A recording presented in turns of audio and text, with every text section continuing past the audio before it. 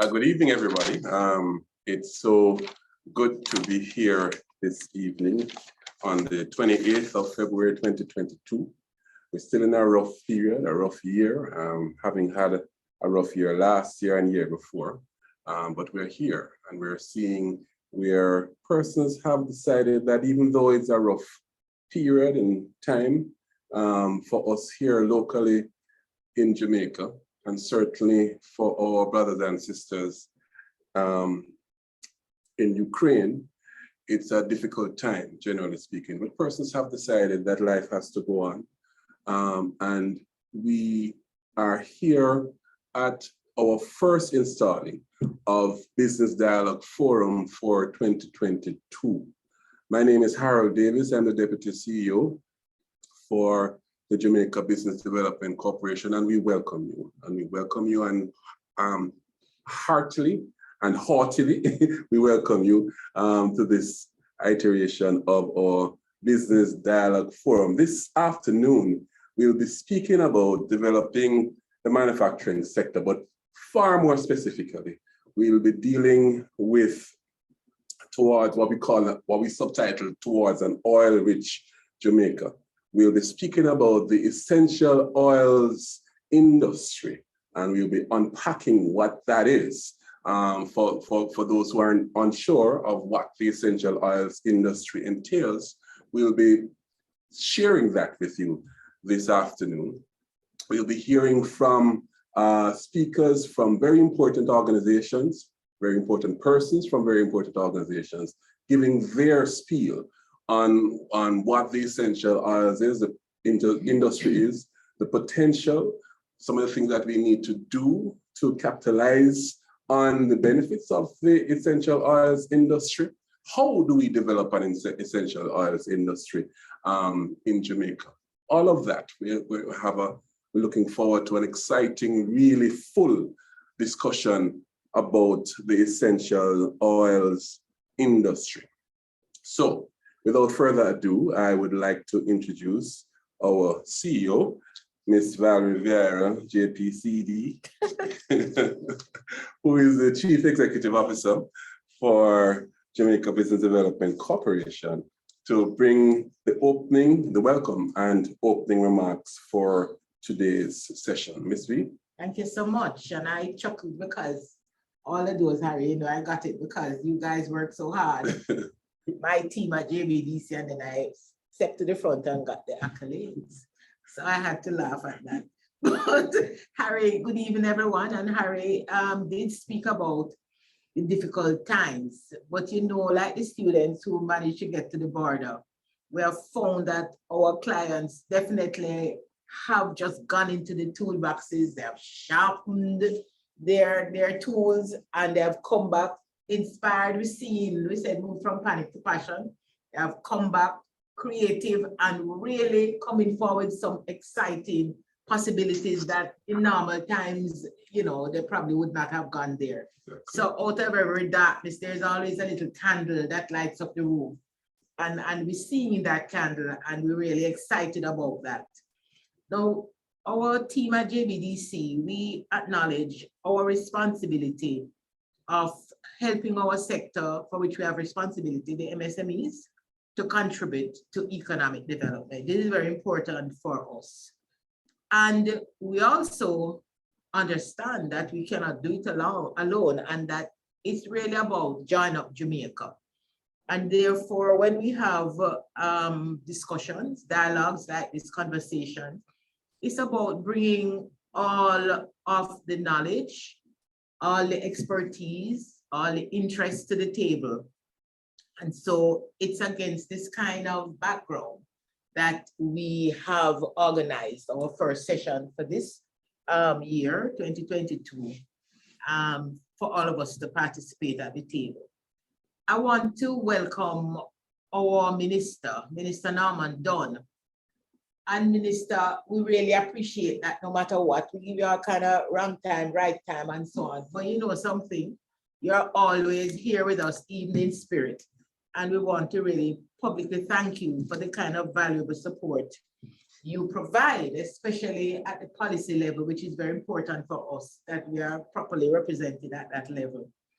Our panelists, these are important partners in our process, because as we say, we can't do it alone. We join up Jamaica, and every panelist from all the organizations that are represented on the panel are important contributors to moving our industries forward. Certainly for the essential oil, that's a must.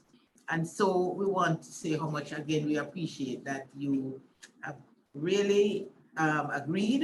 And I know 6 o'clock is a difficult time for many people. So the fact that you have made yourself available, we really, really appreciate it. An important set of persons are participants. Now, for us, you are critical. We're not only working for you, but with you.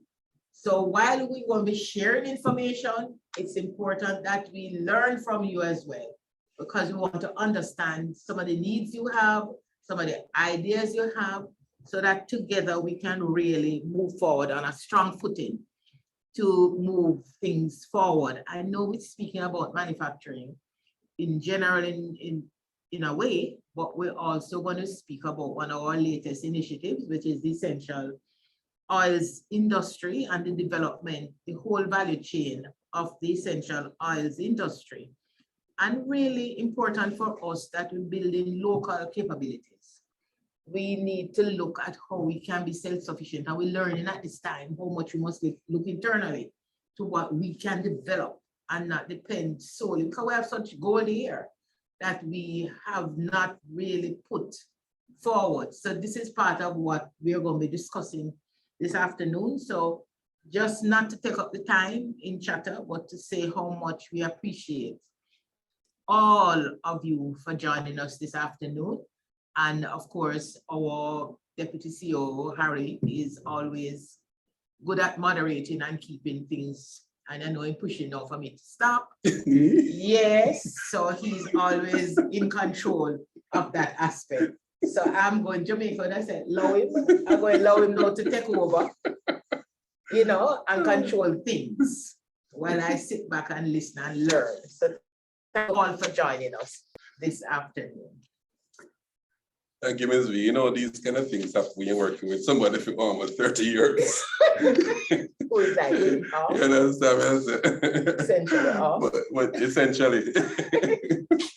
I did talk about that, and before I welcome our minister to bring his remarks, I want to be clear that we're talking about the essential oils, because Ms. V and I have been in forum before where persons are talking about exotic oils. It's a different industry. It's a slightly different industry. It's probably a part of the wellness industry nonetheless, right? But it's a different industry. And Definitely. It's not even this, we're not talking about the industry where the oil, where it's the oil that keep the man or keep the, you know, Okay. Not that industry either.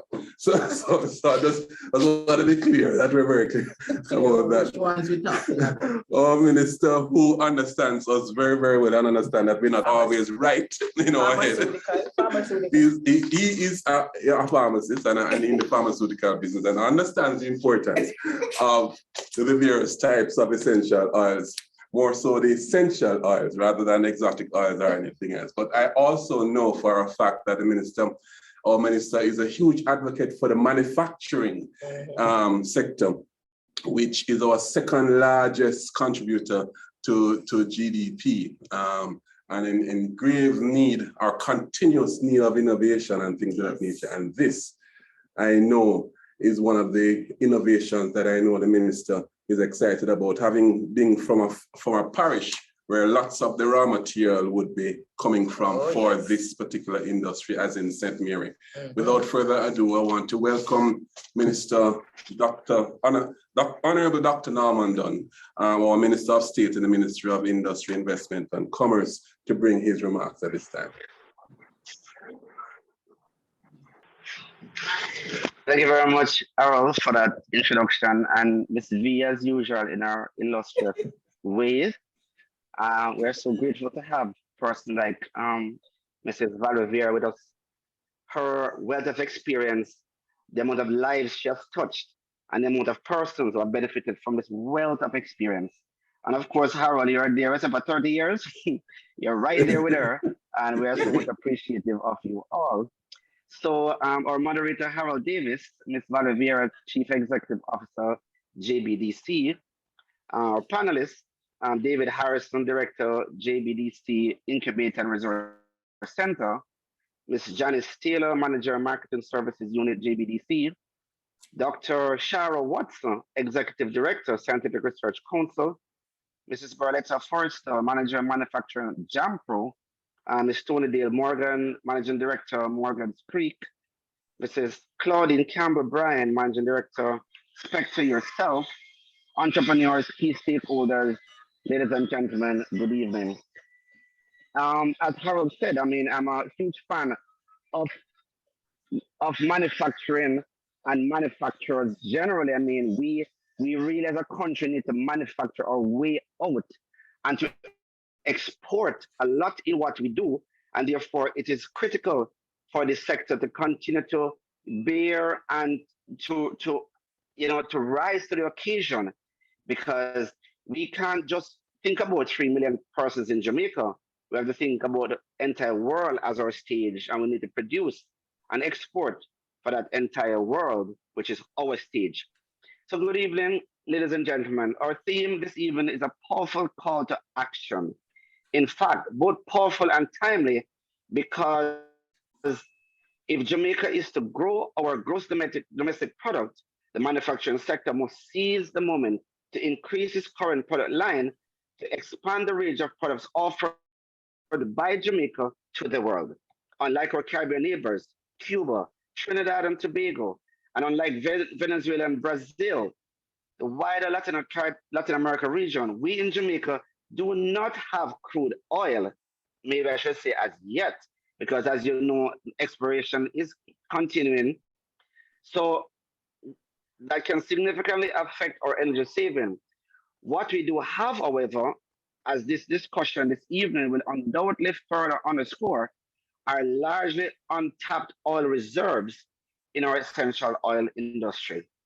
This, ladies and gentlemen, is our oil industry, and we must pay serious attention to enabling its growth. We have seen where compounds extracted from our wide variety of plants have captured the essence of the plant, have long been used in our home by our grandparents, our parents, etc. Whether used as products applied to our hair or skin, for cooking, or just used as fragrance in our space, essential oils are not new. And I remember when I was growing up, at my school, we had a couscous tree, and we used to just sit under the tree and smell the fragrance. And that reminds us of one of the essential oils that we have. And that has been used a lot in fragrances, I believe, in France. However, we have seemingly not expended enough time or resources to explore how we can export our offerings beyond the boutique store industry. And as Harold said, in Scentre in particular, we are known for castor oil. I mean, we have a lot of castor oil there, and it's just there. So this is an opportune time for us to keep expanding. And as everybody know, castor oil, Jamaican castor oil in particular, black castor oil is known worldwide as one of the best castor oil. Incidentally, we just call it oil nut.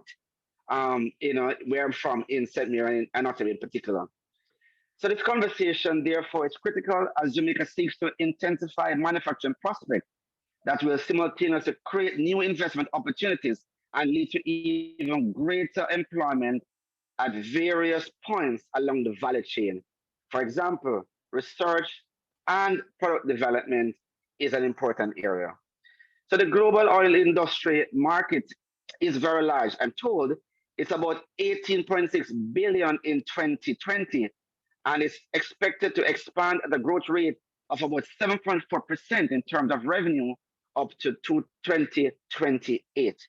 So according to the United Nations, data on our exports of essential oils was valued at about 6.35 million in 2020. So the International Trade Center estimates the global demand for essential oils to be in the region of about $311 million.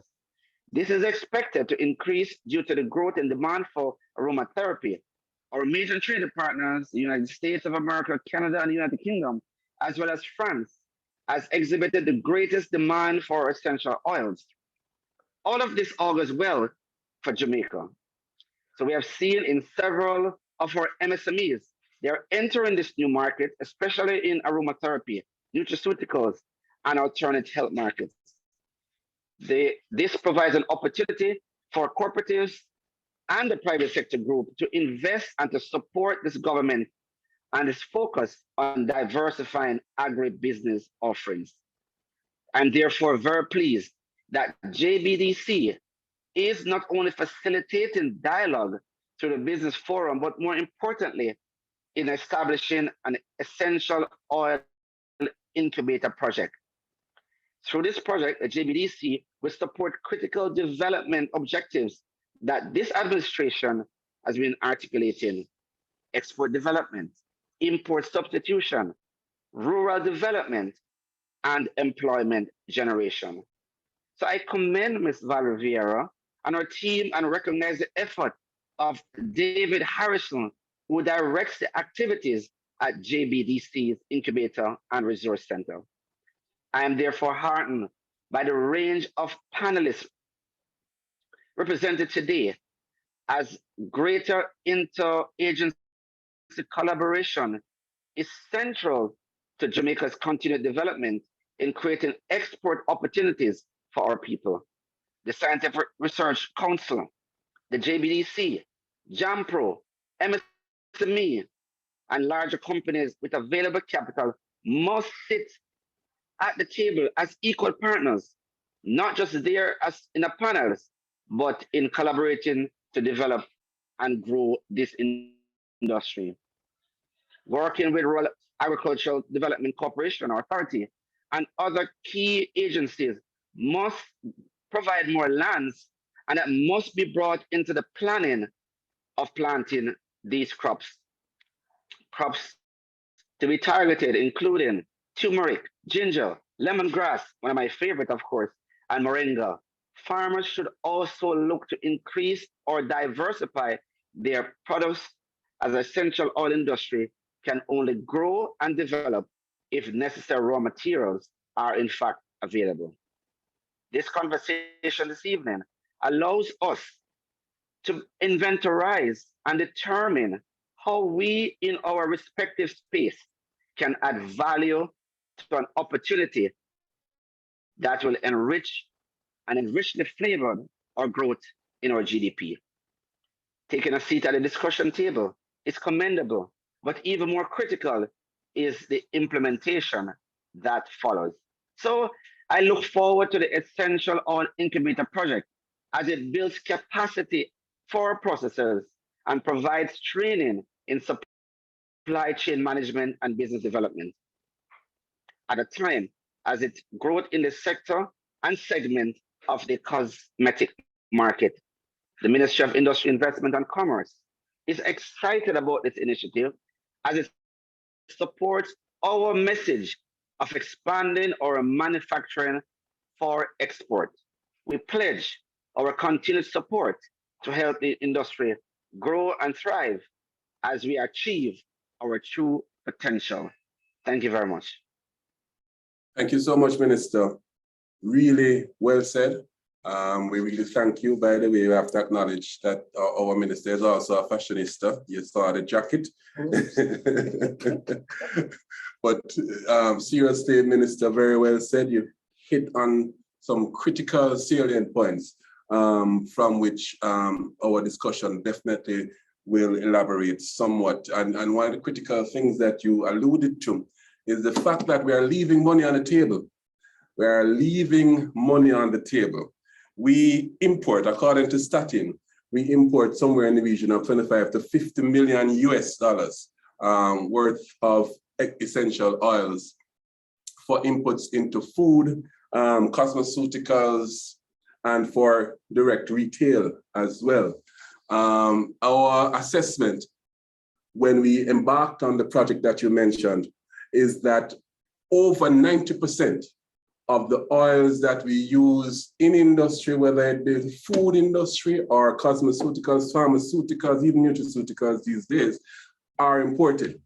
We're leaving money on the table, even for the import substitution, much less the export potential, which you mentioned, Minister. The same ITC estimates that Jamaica, little Jamaica, with where we are and how we are situated with the wealth of different products that we could produce, could take a bite as high as almost $1 billion US of that market if we are serious and we get ourselves together. So what we're talking about really, Minister, is very, very important, as you have said, and we really thank you to put it as you have done squarely on the table in terms of the possibilities for the industry.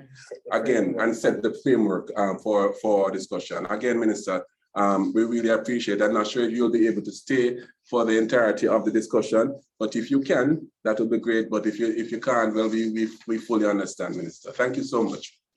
Thank you so much. You're welcome, Harold. Sure. So we're talking about innovating the manufacturing sector. We're talking about diversifying industries within the manufacturing sector.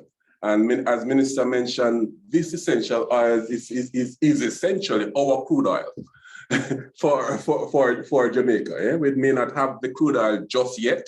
We still keep our fingers crossed, but for sure, we have a wealth of untapped potential as it relates to our essential oils. And it's as Ms. V says, it's quite easier to mine for sure.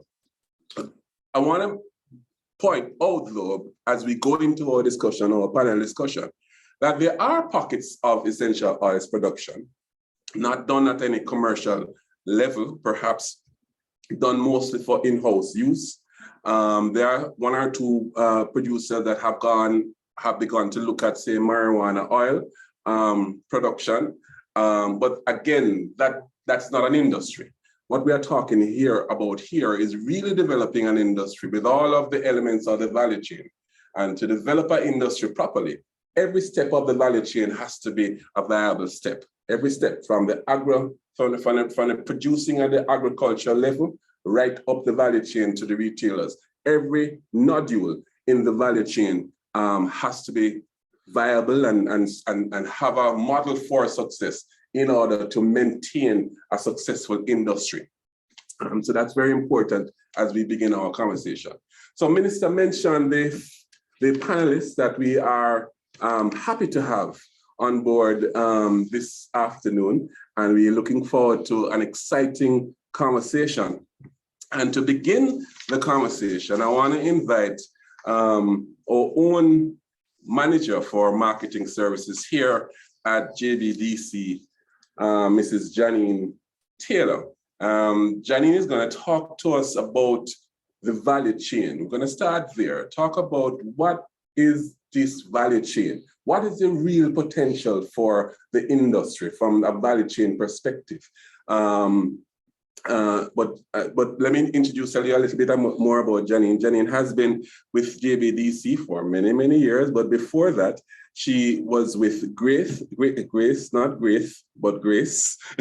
Kennedy Export Trading Limited, Business Management Limited, ATL, part of ATL Group, and she is the manager for our marketing services unit, under which the Things Jamaican chain is managed. Janine has MSc in psychology, MA in arts and culture management, with some undergraduate studies in finance and accounting. She's really well experienced in this matter, and she's our go-to at JBDC as it relates to our value. She has self-titled herself our value chain guru. But Janine, we invite you to lead off the conversation for us this afternoon. Over to you, Janine. Thank you, Mr. Davis. Good evening, panelists and guests, all protocols observed. I'm happy to be here. And of course, I'm very happy to talk about value chains because in order to really build a successful economic system, we have to be very organized. And the most structural way to do that is to look at the value chain and have players in the value chain coalesce around a particular development strategy. Tonight, we're talking about essential oils, and basically in any value chain, the players are the same, but the texture and the color and how appropriate and ready we are as a country really is dependent on how we look in terms of the value chain. The key players that we have in the value chain are the farmers, and it's so interesting that agriculture and manufacturing, there is a very codependent situation between manufacturing and agriculture.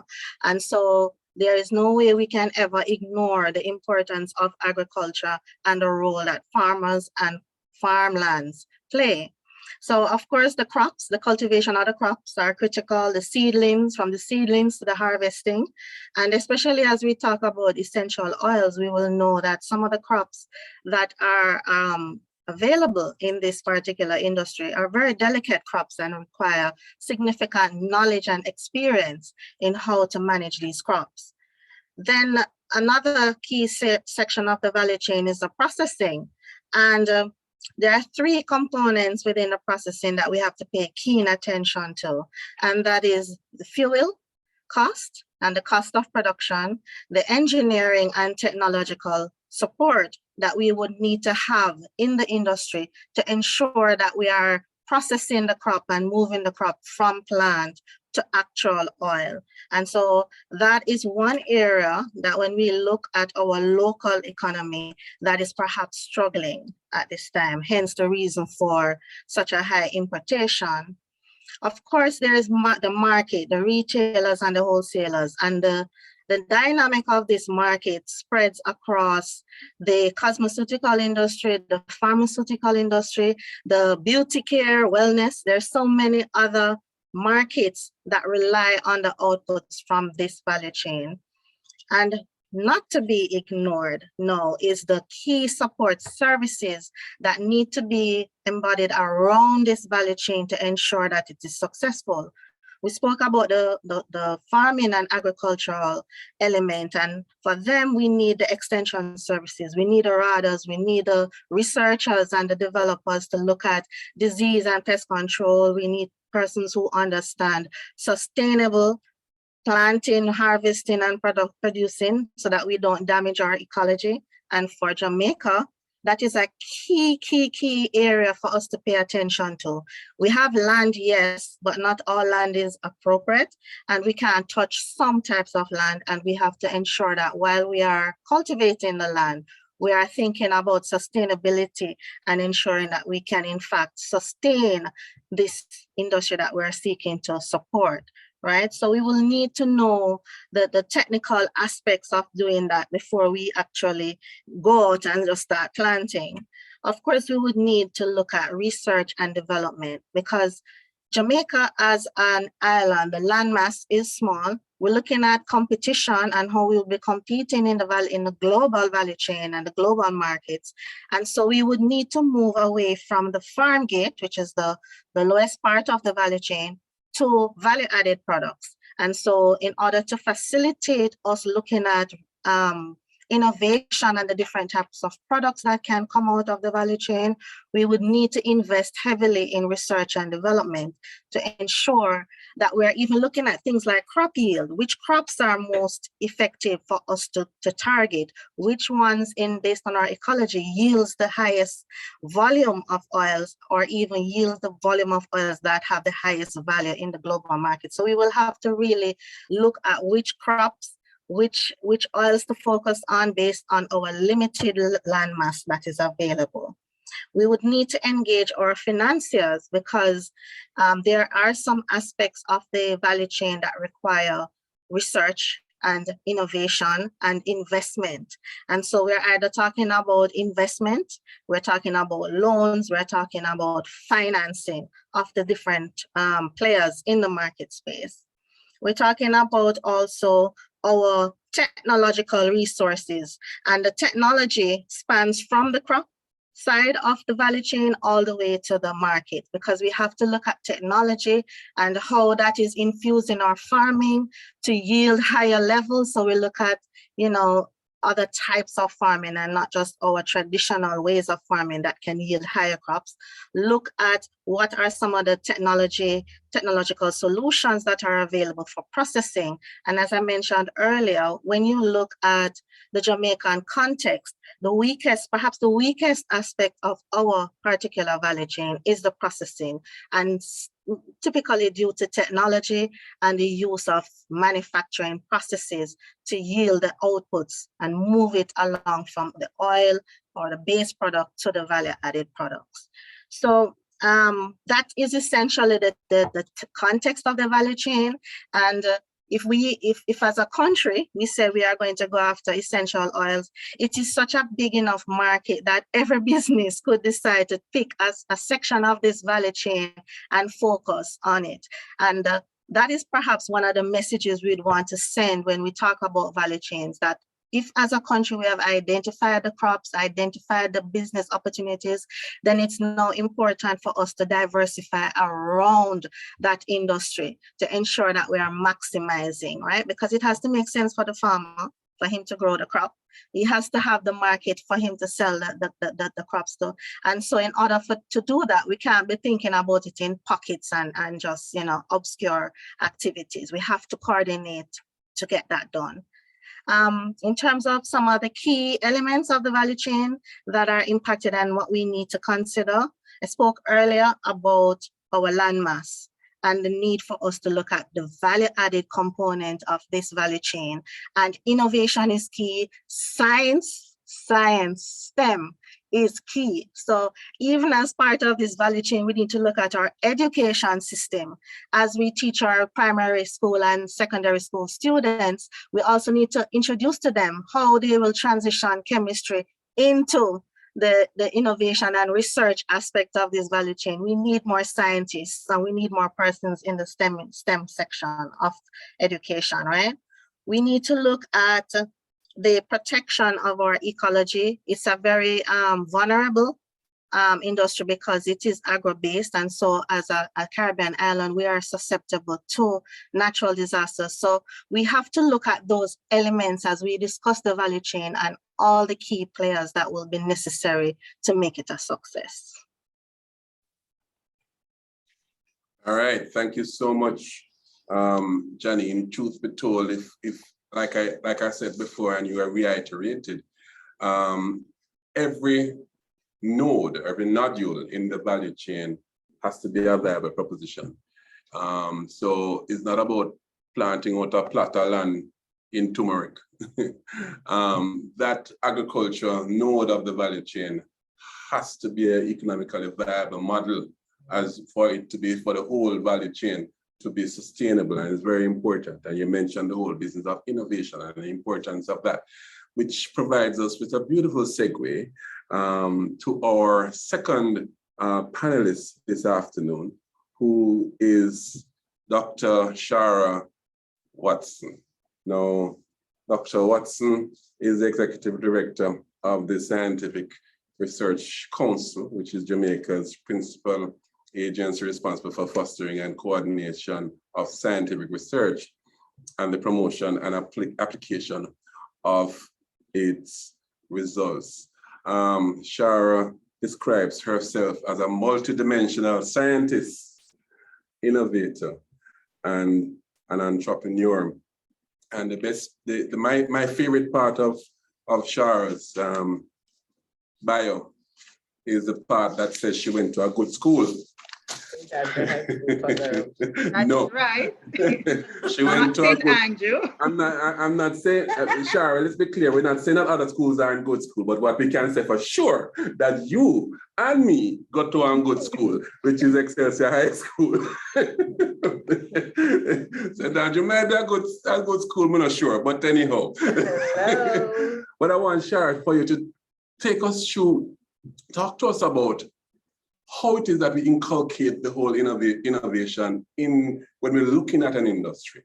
And of course, I wanted to walk us through, for those of us on the call who may not know, what SRC's involvement in this process is, and what SRC's contribution to this, to the entire process of innovation and science and development, for those who aren't aware. So you could do that. But I want you to give me your take on the value of innovation in terms of developing this new industry, and anything else that comes to your mind as well. Go over to you, Shara. All right, thank you so much, Harold, and thank you to the JBDC team for the invite.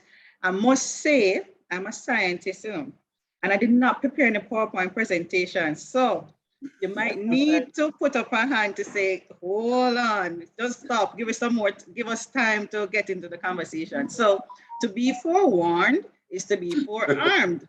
And also, just want to point out before I get a little bit into it a little later, oil and make him or she stay are considered to be essential too. So just to make that clear, so there are different kind of essential oils, and oil to make him or her stay, very essential. But if it work or not is a different story. But both Minister Dunn and Janine touched on some critical points that answering the two first points that you asked me to clarify are essential too. When we talk about the SRC and what the SRC does, in this aspect, when we're speaking about essential oils, and its potential for value creation or development of an industry is from two aspects. One is, as Janine pointed out, the critical role of science or STEM education. So part of the SRC's mandate is to help with science education and the popularization of science and technology and its application. So we have a direct role in ensuring that our students are aware of the role and the value of science, and to encourage them to become scientists, because we do know science is the builder of nations.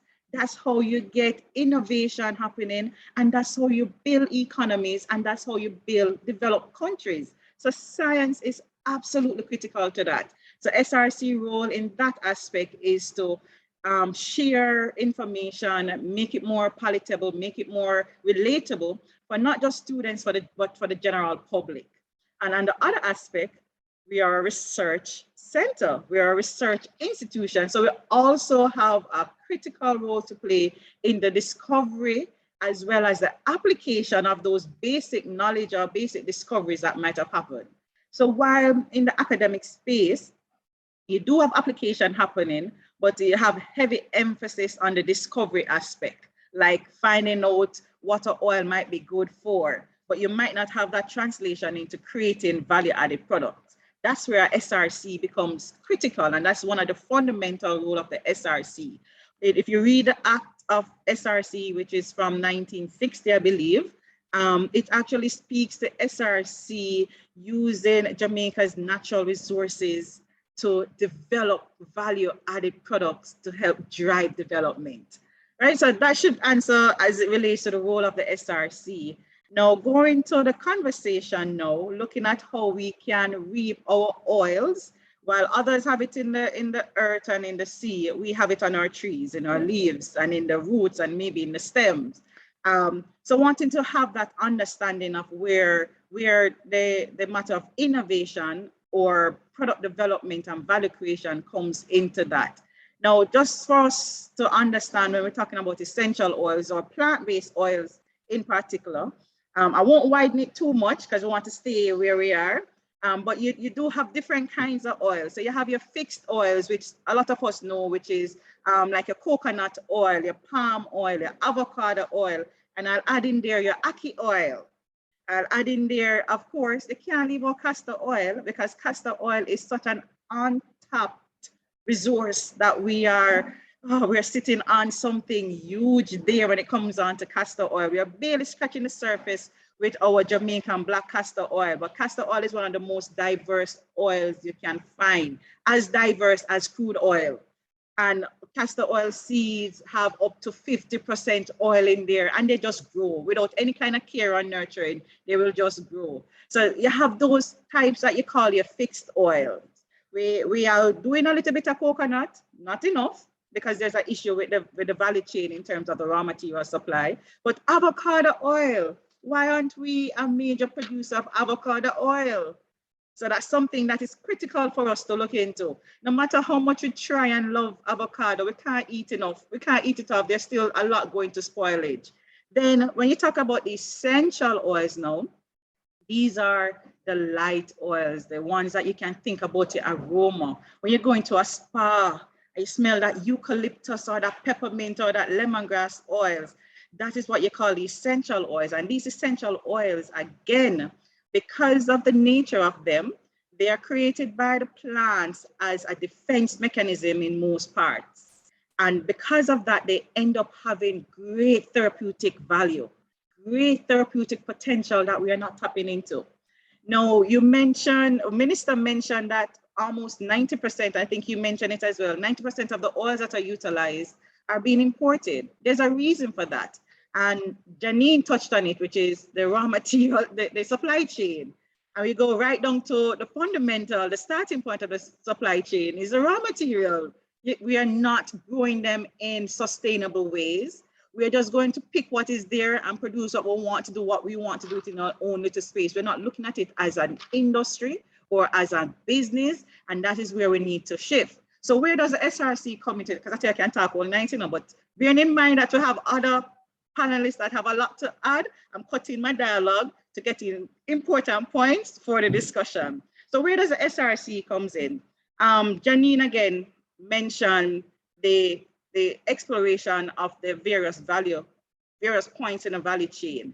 And we would be at the beginning of it in two aspects. One would be helping to provide planting material in a sustainable way, utilizing tissueculture or biotechnology technologies that can be utilized to produce these planting materials. And then on the other aspect is the evaluation of these products and the evaluation of the oils. So one, you want to identify what is in there, and that is important, especially to us in Jamaica. Reason being, if you note certain products that we're actually able to put on the export market, they fetch a much higher value than other products. You talk about with coffee, we talk about with ginger, we talk about our chocolate. There's a reason for that. And we cannot extract those higher values. So while we might not be able to compete from a production scale in terms of matching the quantity and doing it as a reduced cost, when it comes to quality, they can't match us. And that is one of the things we have to focus on. And so you're talking about value and value chain. It's not always the larger producer or the larger number. Sometimes the unique characteristics of the product that we have to value is what we need to pay attention to. And I think that is where our angle in this industry is. So that's one aspect, evaluating what we do have. And the other aspect is actually creating those new products. And in all those three, there are many others. Janine mentioned a lot of them, but I stick to those three as it relates to SRC. That's where we can give support to. So just before I close off, I have a lot more to say, but again, maybe mindful. I want to leave you with some of the oils that I think that we can focus on, just to throw it out. Pimento oils. We're actually the main producer of pimento and pimento oil in the global market. There is Dr. Lyndon Johnson, formerly of the SRC, that has a facility out in St. Elizabeth, I think close by Black River, that he has a major facility there that he produces pimento oil. And I believe he does some amount of citrus oil as well. And citrus oil, our Ortanique, which is unique to Jamaica. Come on, guys. This is another critical one. Touching on pimento again, we have about 7 variety of pimento in Jamaica. About 3 of them are endemic to us. There's one variety, Pimento jaminecensis, that if you smell it, you swear you're smelling a citrus plant. These are where our value is. So I want to throw out those, our coffee, our ginger, of course, the ganja, not leave out that, and moringa, and of course, the various mints. These are plant materials that we can grow well and grow in large volume, that does not require much care, that have therapeutic value, that we can build a brand around in the same way we did Jamaica black castor oil and create that value for Jamaica. We will not be able to produce eucalyptus. We'll not be able to produce many of the tea tree and many of those because they are not here and not here in the volume that you need them to.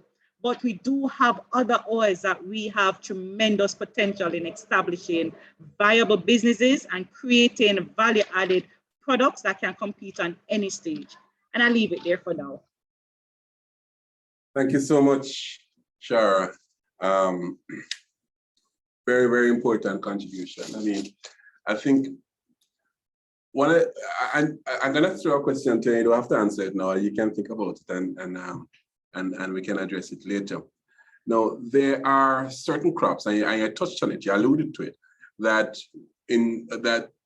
the world knows Jamaica for, apart from the coffee with, you know, in terms of the quality and the piment that you mentioned. But is there any truth, and you can share with us, because this is part of really our value add that we're really bringing to the table, to the potency of certain of our food groups, like ginger, for instance. And isn't that a distinct opportunity for us now to produce a higher quality? Because I am 100% in agreement with you in terms of we're not into the volume business. No. We're into the high quality business. We don't have the type of acreage anyhow to go into the volume business anyhow, or compete with those other countries in the world that are into the volume business. So I think it's important, the point that you made, that we need to focus on quality, and as such, maybe later on we can talk about the specific potency, maybe it's the wrong word I'm not using it, of some of the crops that we are famous for in Jamaica, and to see if that potency will translate into a higher quality oil at the end of the day, something to which we can market to the export market successfully. So I'm coming back to you with that conversation at the end. But as we talk about the export market and the ability for us to enter the export market, we spoke earlier how much money we are leaving on the table for the essential oils industry, and the potential for essential oils export, if it is obviously that we are packaged it well, and first of all developed it well. We have someone on our panel who is going to speak with us next, who is Miss Berletta Henlan Forrester. She is a sales and promotion manager at JAMPRO, which is the government's investment and export promotions agency. Berletta's portfolio spans non-food manufacturing, mining, medical cannabis, etc. And she has been with JAMPRO for some 20 years, which is really commendable, Berletta. We have benefited from your knowledge and your stewardship significantly, and we continue to benefit from that for these many years. So we really appreciate that. But Berletta, the minister spoke about the export potential of the essential oils and making it akin to our, this is our crude oil that we can export to the world. Can you share with us, first of all, your take on the potential of the essential oils in the export market, and particularly, if you will, what export markets are we talking about, and what it is that we would need to consider to get into those export markets? And of course, I will ask you what I asked of Charrah as well, to share with us JAMPRO's role in this process, in facilitating this process. And if there are any perhaps incentives that are on the table that we can consider for the manufacturers or the potential manufacturers who are on with us this evening. So Berletta, your time. Thank you. Thank you, Harold. Boy, Shara took me to school with this oil thing, I could just sit here and just listen to Charrah for the rest of the afternoon. If you just allow me, you know, I'll just give her my time and just really listen. I mean, very fascinating, and really, you know, so many opportunities untapped, you know, when Charrah gets down into some of the oils that we could be doing. So as much as I'm here to share some information, I am finding it a great learning opportunity as well. Honorable Minister, Ms. Vieira, and the JBDC team, my colleagues at JBDC, and my longtime friends like Harold, my fellow panelists, and our participants. I really want to thank JBDC for conceptualizing this forum and for inviting me to participate in it. And I'm very happy that we're talking about manufacturing, because manufacturing is alive and well. And in fact, has proven to be one of the most resilient sectors during the COVID pandemic. Because this is a period in which we saw new manufacturers emerging, and we saw existing manufacturers ramping up their production and their output, and in many cases diversifying into new products to fill some of the unmet demand that we have seen, especially arising from the disruptions in the global supply chain. And you know, one might think that the obvious increase in manufacturing be around the food area, because of course food is so essential. But indeed, the growth that we are seeing and the expansions that we have experienced even in our own domestic space is not limited to food manufacturing, but many non-food areas, including the cosmetics and beauty care area. According to Transparency Market Research, the global cosmetics ingredients industry, which was valued at some 30 billion US in 2020, is expected to reach a market value of 51.6 billion in 2030. Opportunities.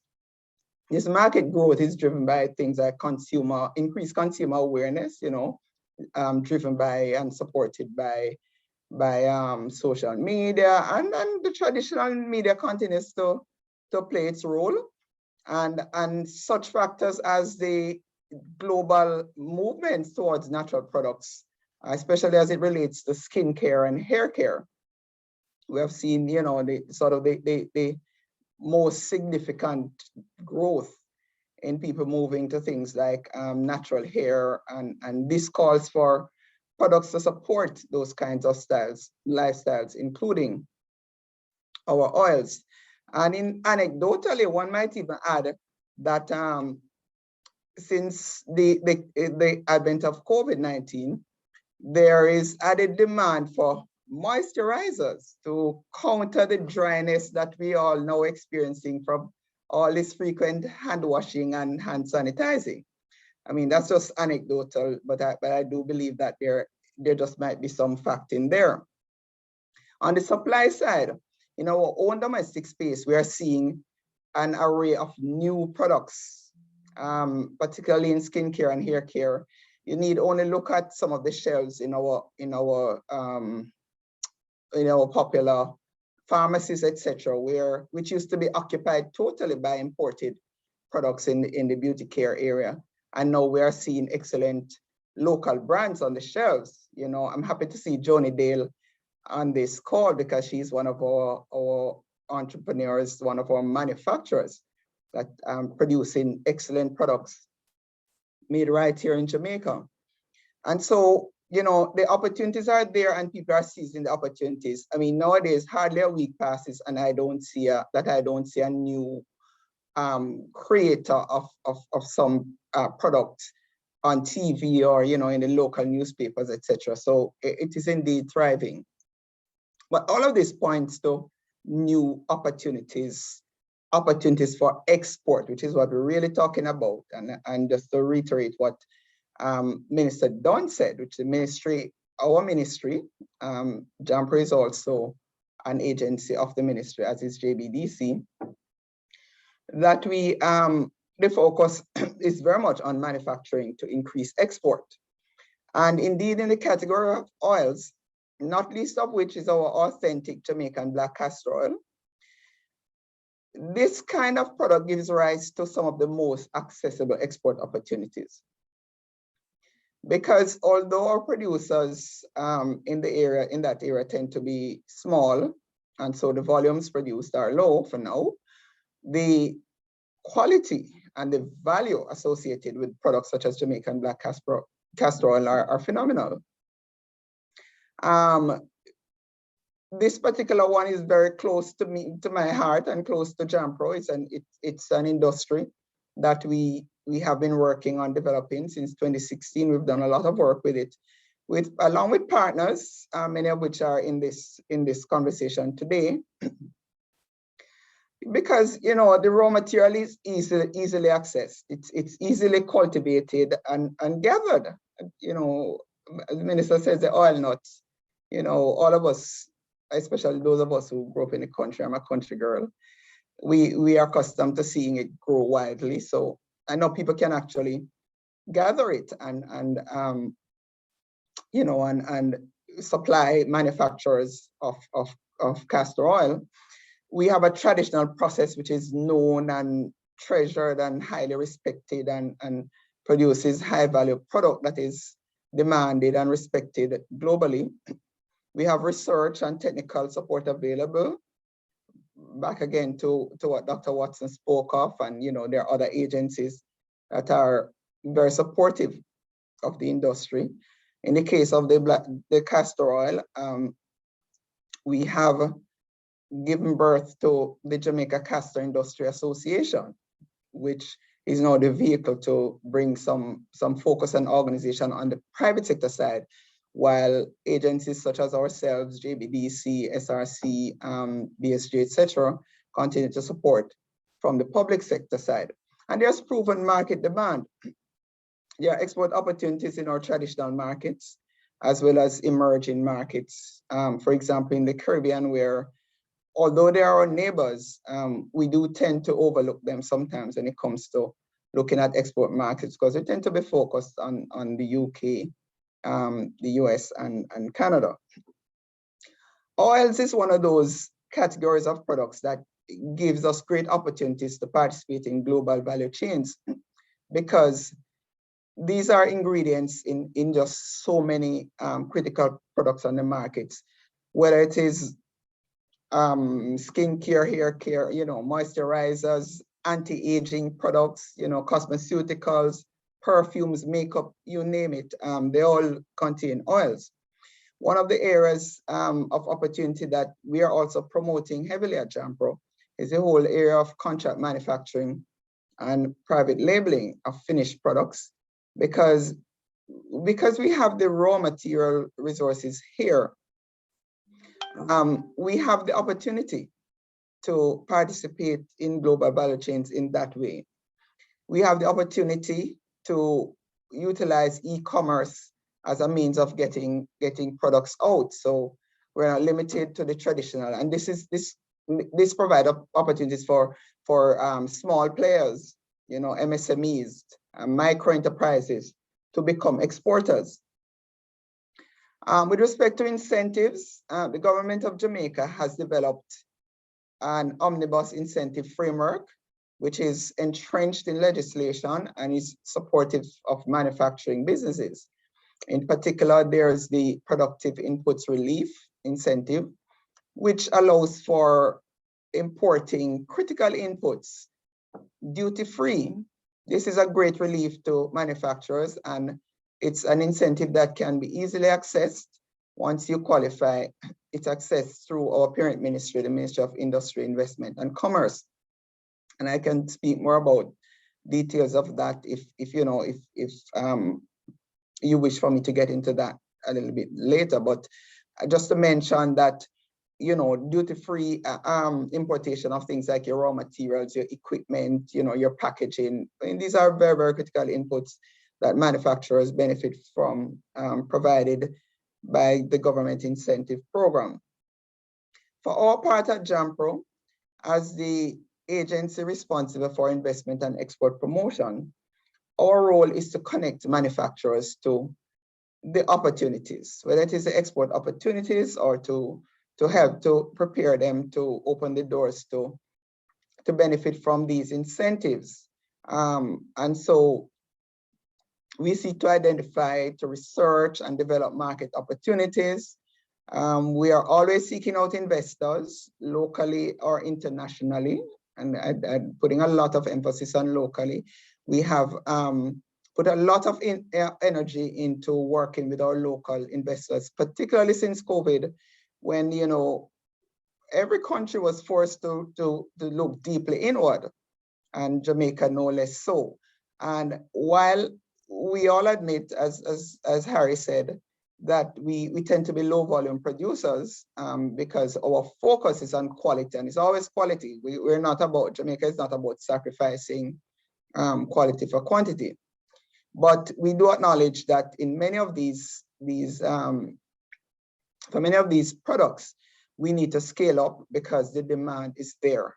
And so if we sort of take them one at a time and build the industry, then together we can reap more benefits in terms of foreign exchange for Jamaica. So we focus on promoting authentic Jamaican products, and we are your connectors. We connect our manufacturers to overseas buyers and facilitate the meetings between them and the opportunities, the overall business to business opportunities. So there's a lot more that I could say, but I am also very aware that we have a number of other of my colleagues to speak on this program. So I look forward to the continuation of this conversation, and I hope that we'll have the opportunity to speak further for the remainder of this session, but beyond this session, when we will all continue the conversation in the interest of Jamaica. Thank you. Absolutely. Thank you so much, Berletta. And like you said, good to see you. I don't know why you decided to be a stranger all this time. I don't know what's going on. We have to resolve that. We're going to sit and have essential oils together. Of the coffee variety. Well, I could have said marijuana, but I'll go with coffee because your mother. Yes, Shara says we should go with coffee. All right, so very important information as always from Berletta. Now, one of the things that has been interesting for us is just the sheer explosion in the businesses that are into cosmeceuticals. Just at Christmas in July last year, of the 146 clients, 32 were in the aromatherapy spa business, and 25 of those were new. There is just an explosion. Everybody's looking at it, and it makes sense. You know, in very many ways, it makes sense. I would even start to talk about the food element as well. But Joni-Dale Morgan is the managing director for Morgan's Creek Limited. She's a St. Anne girl, past students of St. Hilda's High School. Not bad. No, not St. Andrew, but St. Hilda's can work just the same. It's still not Excelsior, but I'm just, you know, St. Hilda's is a good school. But I want Joni-Dale, for you to probably take that first minute or so and to share with our audience the reason why you went into this business, which started with 5 categories of products and now has over 200 products in just the space of 5 to 6 years. She is doing it, and she is well poised to share with us the real economic and health values, benefits of exploiting our essential oils in Jamaica. So Joni, can you share with us from your perspective? And like I said, maybe the first minute you can share why you even went into this journey in the first place. Good. Well, it's night now, so good night, everyone, and thank you very much for having me. When I started Morgan's Creek journey with my personal lupus disease, for many reasons, I had to change my skincare routine to something that was a little bit more natural. And because it was more therapeutic, I was coming out of a hardware industry and a wholesale industry. So being in this industry is a little bit more relaxing. Manufacturing isn't easy, but I realized it's an industry where you're not alone. So that's the start of the Morgan's Creek journey. As was mentioned before, the beauty industry has grown. And even with the COVID, I remember when COVID just started, I was like, I'm located in Sovereign Center. And if you know Sovereign Center, the rent ain't cheap. So I was a little taken aback and I was thinking, wait, my business is gonna close down. But what I realized is that even though persons were at home, they were still purchasing their skincare products. They were even buying more products because I think they had more time on their hands to go through the different skincare routines. And even if they had meetings, they could put their camera off, have on their mask, do whatever they needed to do. And, everybody got into the whole self-care, health and wellness, because COVID really took a toll on our mental space. So we're all trying to just center ourselves. As Berletta said, during COVID, we all had dry hands. So, everybody kind of jumped onto the bandwagon of hand sanitizers. And for me, I realized by adding a little tea tree or lavender essential oil or peppermint to it, it made the sanitizer not be as drying, and more persons realized that it smelled better than just the pure alcohol. And that also increased the value of it. So I was out of hand sanitizers in like quick time. And that was what kind of kept me afloat for a few months in the beginning of COVID. So for me as a skincare manufacturer, I also realized that persons, even though, as I said, they were at home, it increased in e-commerce sales. So they didn't have an issue going online and purchasing any product that was skincare related.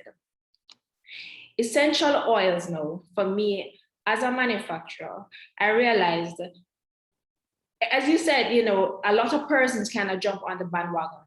And as you said, the beauty industry is increasing. Even overseas, you see a lot of the movie stars now doing their own skincare line. Everybody jumping on the bandwagon because everybody is seeing the monetary value behind it.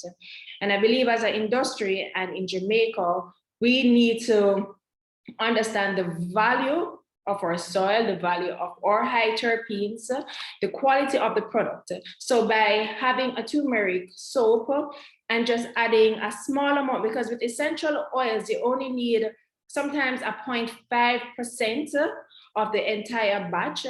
And that alone will give you the effectiveness of the product. So by having a plain turmeric soap, which so many persons have and have started off with, and adding maybe a lemongrass essential oil or a tea tree essential oil, increases the effectiveness of the product, thereby increasing the value of the product.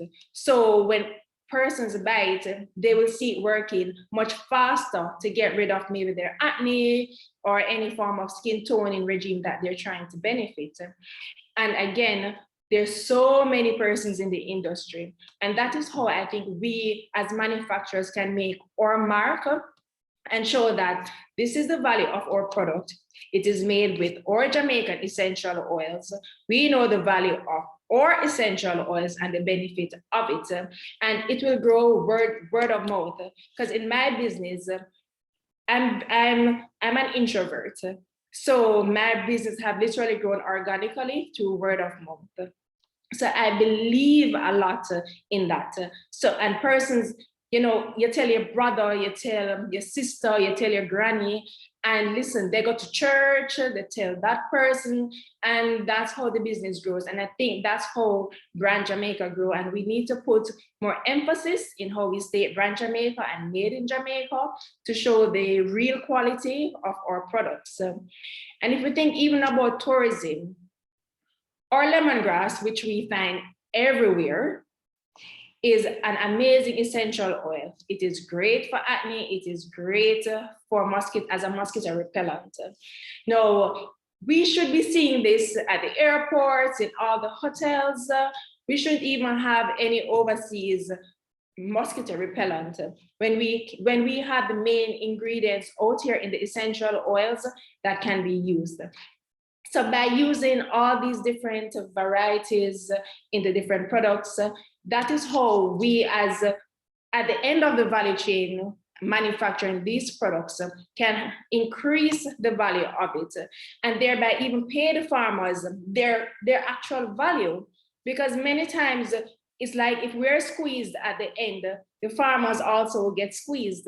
So we kind of have to ensure that it is balanced and everybody is getting the true monetary value that they're actually supposed to get from it.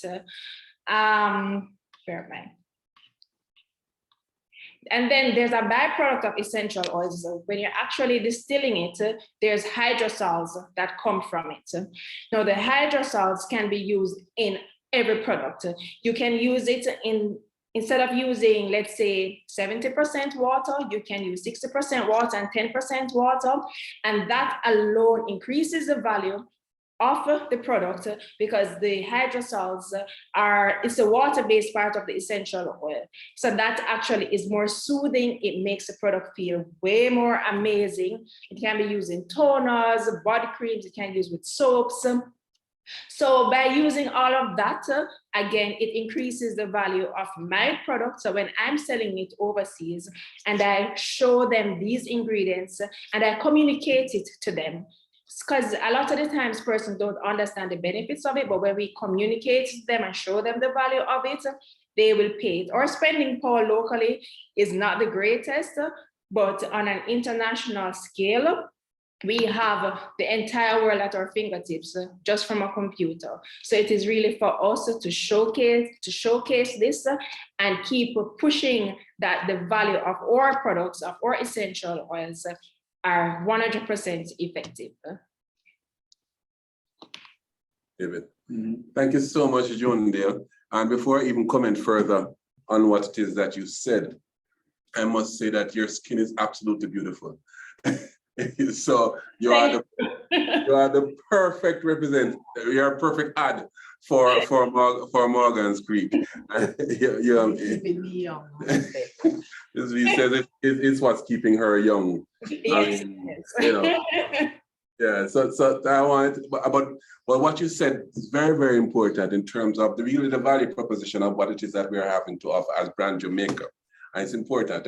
At some other time, we probably can go into for another conversation this week about the whole business about intellectual property and you know, combining that with the value add of the essential oils, Jamaican essential oils in the product. Yes. So Joni-Dale, thank you so much, and I'm sure we're going to have some questions coming at you.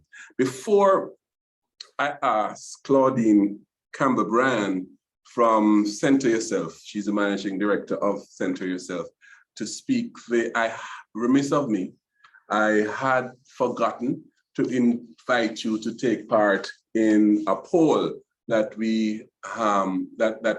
We want to know who you are, you know, so that we make sure that we are we know who you are, we know who our clients are, we know who the audience is, we know who we're talking to, and for future reference and so on, we can tailor our technical assistance and our information to you accordingly. So can we have that poll launched now? It did not take more than 2 seconds to do. So you can we launch that now, David? And while I introduce to you Mrs. Claudine Campbell Bryan, who is the owner and master creator at Scentre yourself. And Scentre yourself, I'm in love with the name, by the way. Yes, but Scentre yourself, shot. Is a manufacturer of natural personal care items and soy wax candles.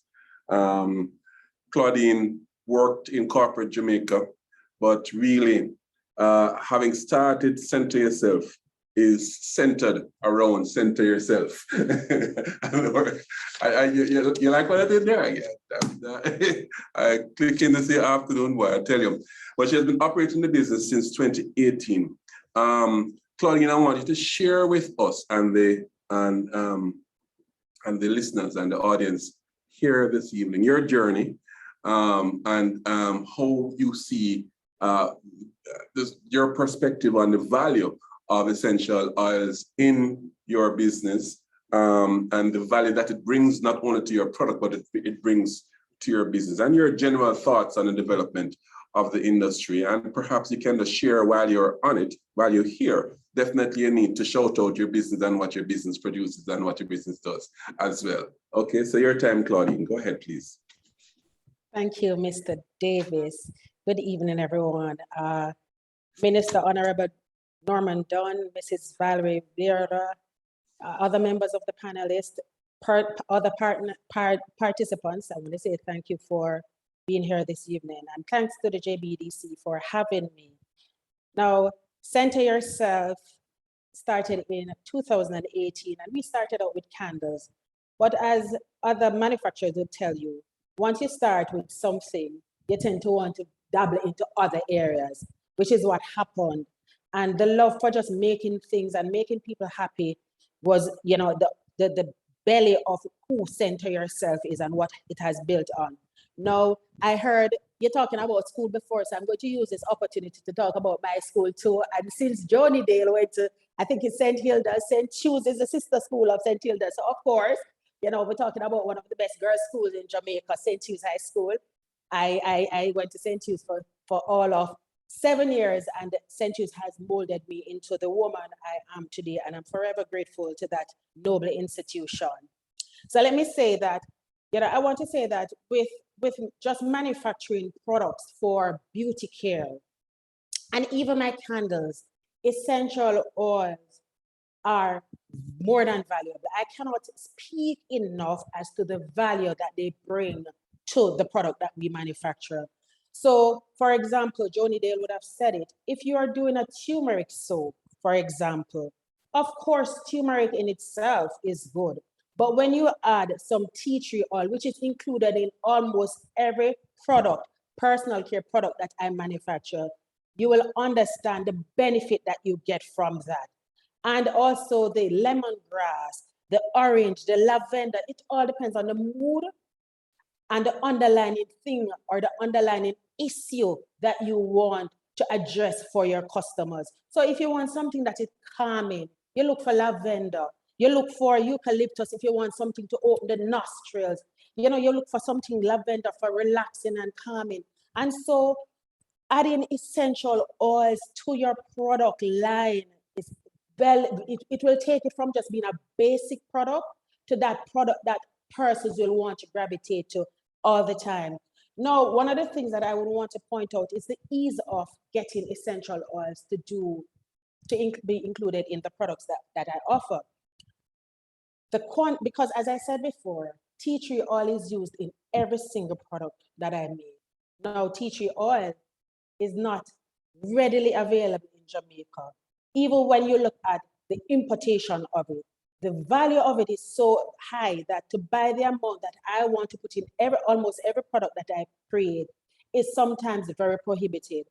And so you find that, and another thing too is the quality. Not all essential oils are at the quality that you would want it to be. And you will find that out when you start your manufacturing and starting your own little testing of the product. You will find that when you use one brand over another, you get a different result. And so we have to do our own testing.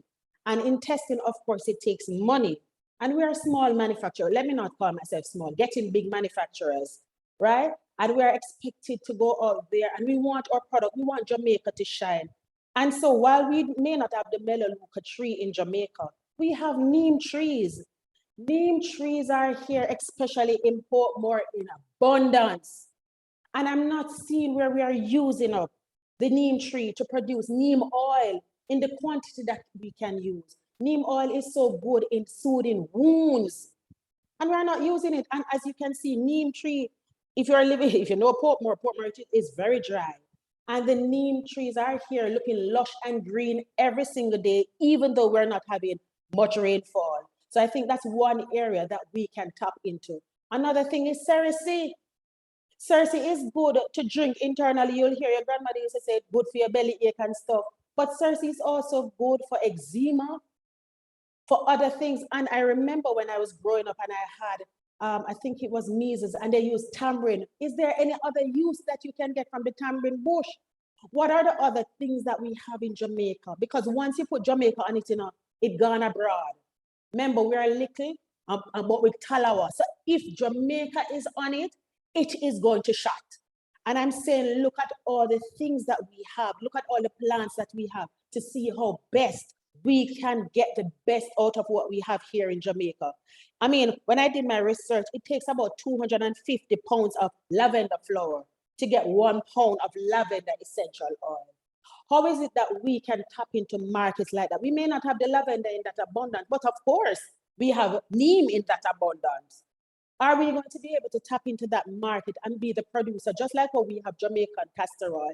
Are we going to tap into that market and produce neem oil, the best neem oil there is around the world, so that we can get the value from it, the import that we need from it, and so that we as manufacturers do not have to go out there and buy? I mean, when you look at the products, like for example, a body butter, you can create your body butter with all the magnificent butters that you have. But you see, when you put a little turmeric oil in there, let me tell you, it takes it to a different level. When you put a little lavender oil in there, it takes it to a different level. So what about putting a little neem oil in there? And I heard when Dr. I don't remember her name, Dr. Watson spoke about Ackee. What can Ackee oil do? The other oils that are being produced out there in the world, or scientists can look at them and say, or a biochemist, look at them and say what it is that we have in Jamaica that would be a replica of some of the properties of those other oils that are being produced elsewhere in the world.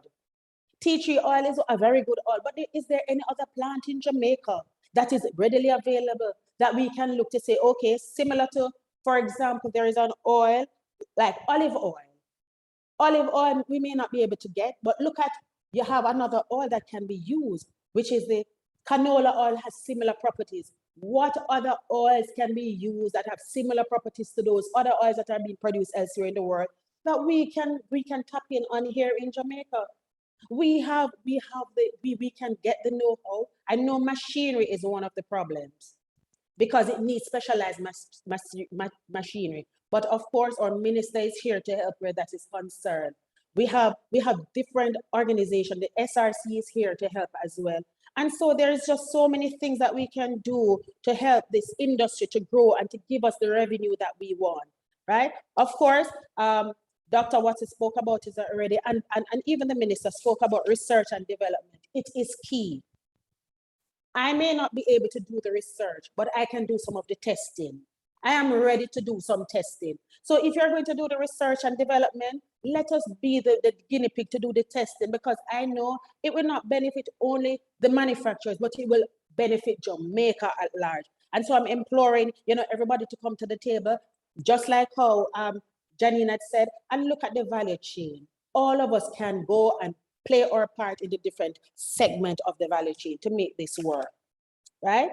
And so I just want to say that, I see a big future where this is concerned. Of course, as we said, we may not be able to produce it on a large scale, but just let us look at what we have now and what we can use to make this a beneficial for not only us as manufacturers, but for Jamaica at large.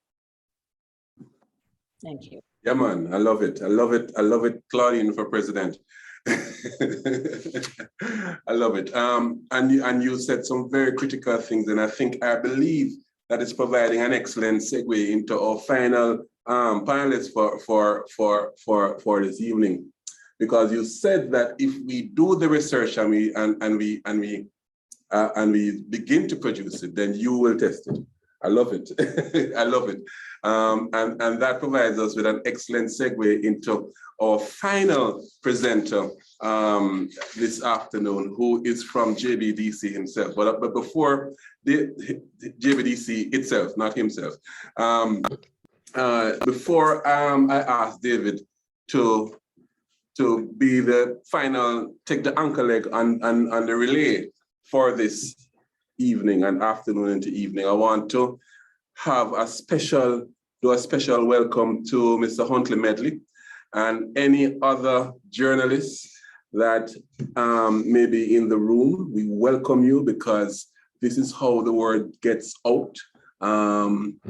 We are looking forward to the promotion and the word and your interpretation and your take on what is happening here this afternoon. So we thank you for being here, Huntley. We really appreciate it. This is because we are here to stimulate the dialogue and to make sure that the world hears the dialogue apart from the 60 persons who are in the room. So thank you, and Huntley and other journalists that may be in the room that we want to acknowledge you at this particular point in time. Now I mentioned that David on the anchor leg is the ideal segue for the discussions that we have been having so far, because in fact, as the minister mentioned, JBDC, you know, we're not in the talk thing alone. We have to do things. We have to do things, right? So we are in fact doing things, and what we are doing is launching essential oils incubator manufacturing facility, looking at some of these products that Charrah spoke about, and that by the way, Claudine, that name thing, they're real something.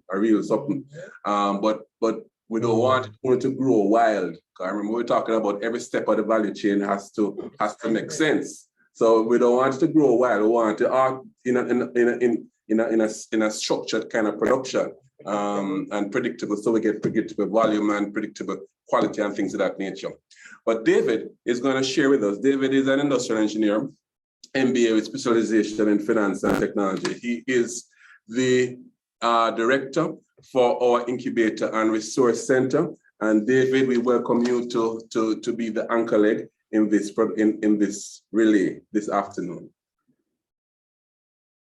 Thanks, Harry. Honorable Minister, Ms. V, Harry, fellow panelists, guests, a lot has been said this afternoon. I was trying to take notes and keep up, but it's all coming down to what it is that we are trying to do at JBDC. So we've spoken about value chains and the agricultural value chain, which is what it is that we have to focus on. Looking at increasing production of specific herbs and plants and other crops that can contribute to high value products. And in this case, we're talking about essential oils. We have seen ourselves where we had many new entrants and new products coming into the sector, particularly some of which we've mentioned, nutraceuticals, spa products, soaps, detergents. But one of the challenges that has caused a lot of them to not be sustainable is limited resources, one of which is adequate production space. So the Essential Oils Incubator Project, essentially,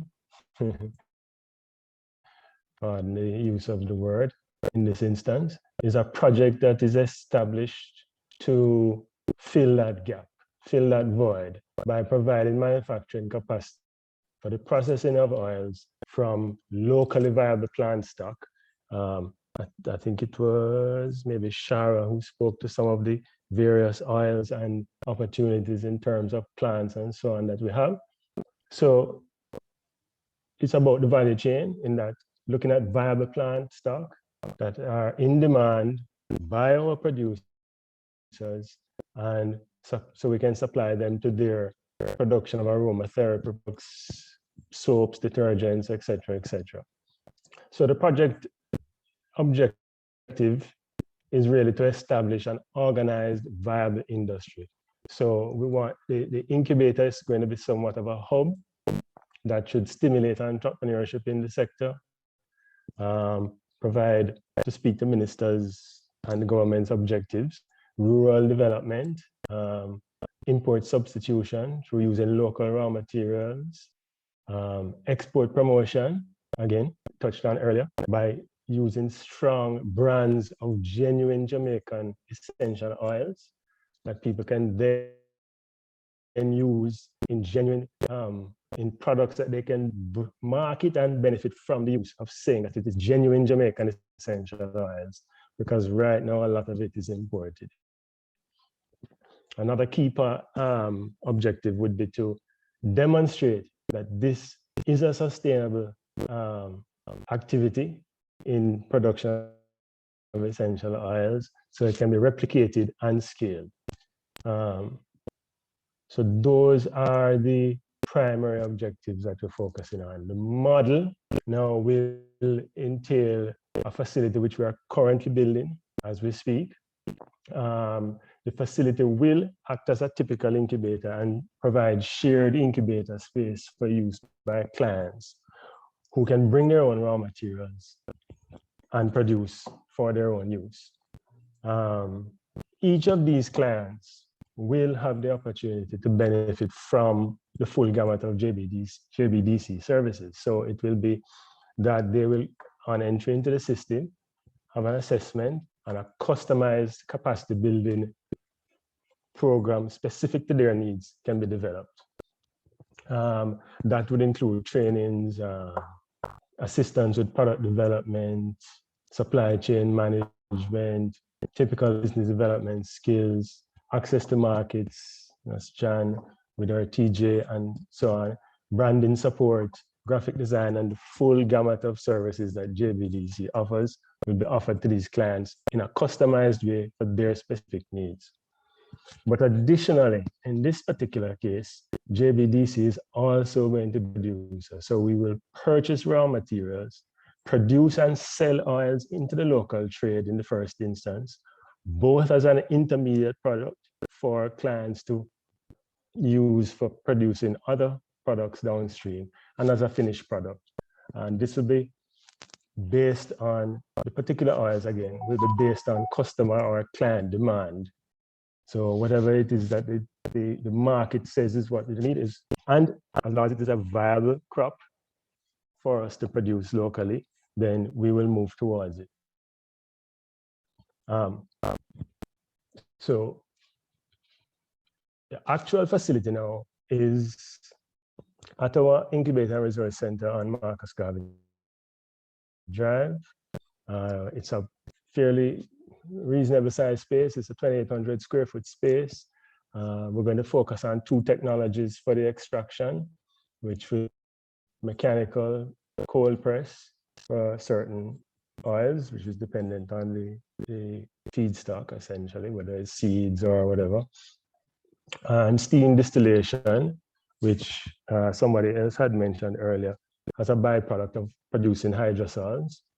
The facility will also house our own quality control lab to manage the specific parameters of the oils that we're producing to meet the specific needs of clients. So that will also address the issue, I think it was Claudine mentioned, in terms of varying quality of oils. The facility will also, of course, have specialized equipment for packaging of the oils. But in support to the value chain, and while we will start initially focusing on import substitution and specific oils based on available raw materials in the market, and this is how we will start, but clearly it's not the way to build a viable industrial and value chain. So we're already in discussions with RAD, and we've looked at data that they have in terms of acreage and so on. So as we progress and as we learn about the demand and so on, we will depend less and less on market availability and move more and more towards contracts with farmers producing specifically for our needs. And like I said, that'll be working through RADA. Now, while we are right here, right now, building out the essential oils incubator, there is also a plan going forward to also move further down the value chain with a cosmeceutical incubator, but that's not for today, that's for another time. So the objective here now is the essential oils incubator and to demonstrate through this production facility that will need to be self-sustaining within about 2 years. We anticipate that it should be self-sustaining and self-financing and demonstrate clearly that it can be done. That is where we are. Thanks, Harry. Yeah, thank you, David. Critical. One of the critical things that you said is when you outline the model, I outline the modus operandi and how we're going to start. We have to start based on the fact that there aren't any orchards in Moringa or other areas, other crops. We have to buy from the market, and over time, and with the conversations that we have already started with RADA, AIC, etc., then we will get to a point sooner rather than later where we are purchasing from contracts that we would have established with farmers and those contracts obviously would be quality specific, quantity specific, and price specific as well. So we're really, remember I said at the very beginning that in order for a value chain to be built out sustainably, every nodule of the value chain itself has to be economically viable for the players in that nodule. So, I mean, we foresee being able to offer a price to our farmers that is sustainable, for instance, and we are confident that the value as the work that we have done in terms of the research, the market research that we have done locally and internationally, we are confident that the facility will be able to produce in a viable kind of way. So that is the breaking news for the afternoon. so to speak. Huntley, I hope you're still here. But yes, we are. So at this point in time, I want to do two things. Have you closed the poll yet, or it's still open? Remind you that the poll, the discussion has been kind of intense. So you probably may have forgotten that we asked you to do the poll. It's still open because remember we want to know who you are. It's not open? It's closed? Okay, it's closed. All right, forget that part. So thank you those who have participated in the poll for us to know exactly who is here.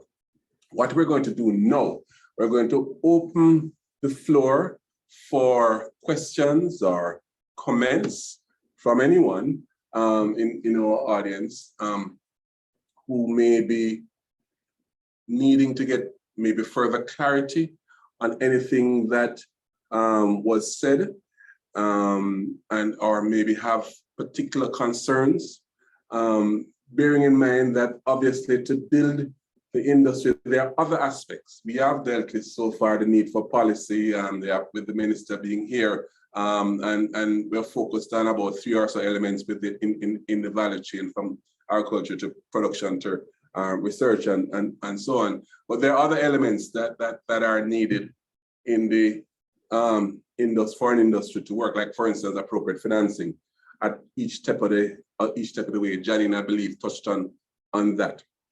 So the IP protection and things of that nature for the development of new formulae and so on from oils that we can now say are authentically Jamaican, for instance. So it's very, very, very, very important, some of these things. So I'm opening the floor now. I don't know who is managing that, if it's Sansia or Daniel, if there are any questions. But until the questions come in, I want to go back to Charrah. I had said I would come back to you and ask you specifically, is there Is it just old wives' tale or old husband's tale? How the old wife thing come about? It's so, I don't know what. And why old, don't it? That, for instance, the potency of some of our crops, like ginger, I always hear about our potency of our ginger, is in fact real. And is it that we can assume that the production of oils from these indigenous crops that we know have a higher level of potency, can we assume that that would be interpreted? First of all, I'm not asking if it's a viable proposition, but I'm asking if it at least should be something that we should look to pursue in terms of higher value added. Yes, certainly. So it's not old man tale or old woman rumor. It is true. Because when you look at the characteristics or the profile, I think the word you were trying to find earlier before you pose a question was the characteristics, the chemical characteristics or profile of our materials. And it is true, some of our materials lend themselves to have a particular characteristics. And when you think about it, it's like us human beings. If you grow up in a well-sheltered environment, you might be a little more soft-spoken. But if you grow up in a rough neighborhood and a rough space, you end up having certain characteristics that somebody else wouldn't have. And it's the same for the plants. Your environmental conditions will dictate your chemical constituents. And therefore, we find that the soil, the water content, the amount of sunlight or the other, their neighboring plants or particular pests that might be common in the area will lend the plant to develop a particular characteristics, which will dictate the chemical constituents that is in those materials. And that is what we're seeing playing out in our plant material, which is why our coffee have the kind of aroma that it has, the soil that is growing in. We know that Blue Mountain coffee tastes different than Mid Mountain, or High Peak tastes different than Mid Peak or Low Peak. And it all comes back to the environmental conditions. But since I have the mic still, there was a point raised that I want to touch on, and it's still in keeping. Go ahead.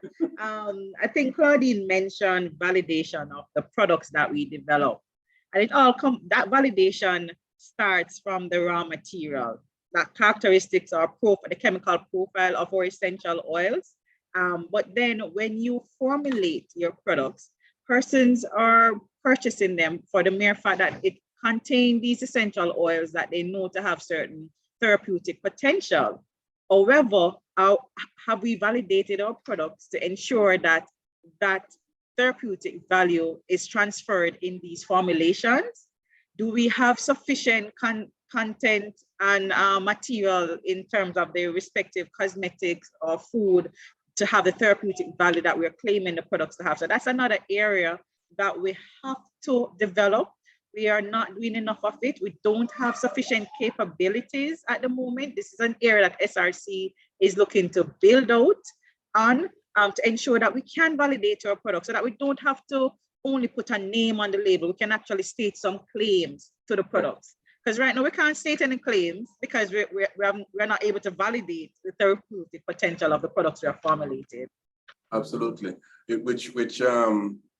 And we are famous for stating claims on label, innocuously and in an invalid kind of way, like the various strong back tonics that I'm here. The roots and that everything are supposed to cure every single ill in the world, plus. Every gap. Right?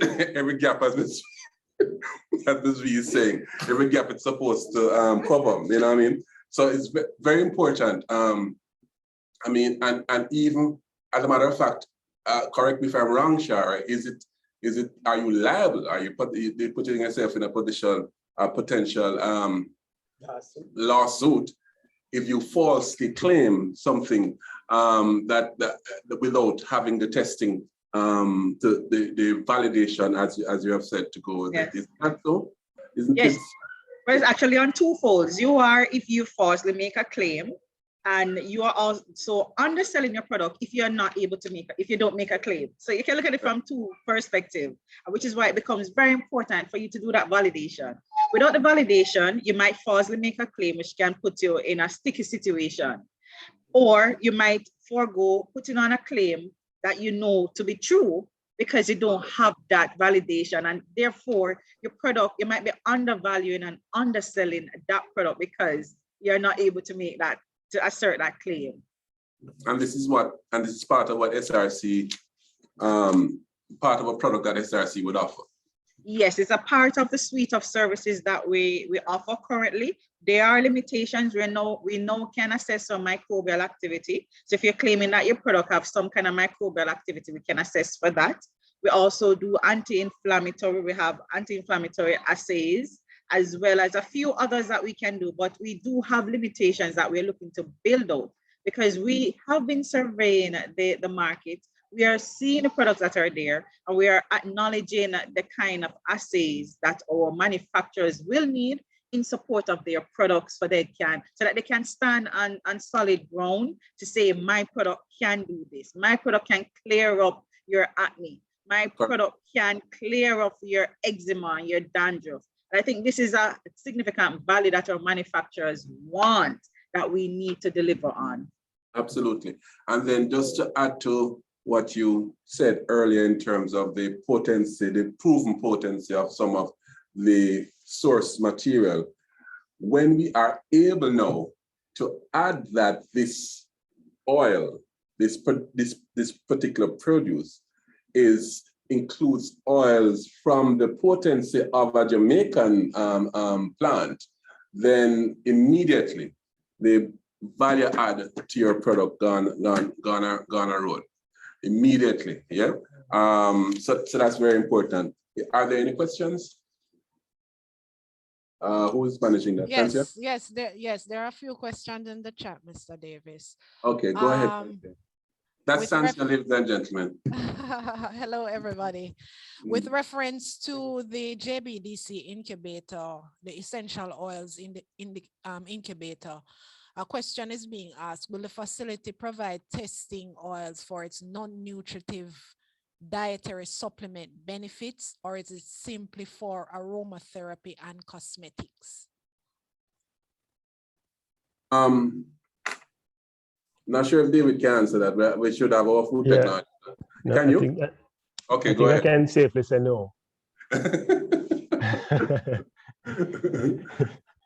Okay, we're focused on, we're more focused on right. The lab is really for quality control testing for the oils that are being produced. So basic parameters, moisture and the like, basic stuff though, not what was the question pertaining to dietary value? Nothing like that, no. Yeah. Quality control primarily. Correct. And if we are looking, so we're the main product, I think, by extension, and an extension to your answer, our main product is the essential oils itself, themselves. See? Not the value add that is the actual food product, that end product. No, our main product is the oils themselves, which we will sell to intermediaries, persons in the food industry, persons in the cosmeceutical industry, and directly to retail as oils themselves. But definitely, here is where, if we have clients who need this kind of testing for their products, we would work with SRC, whom we have an MOU with, who we can seek to get some of that guidance from.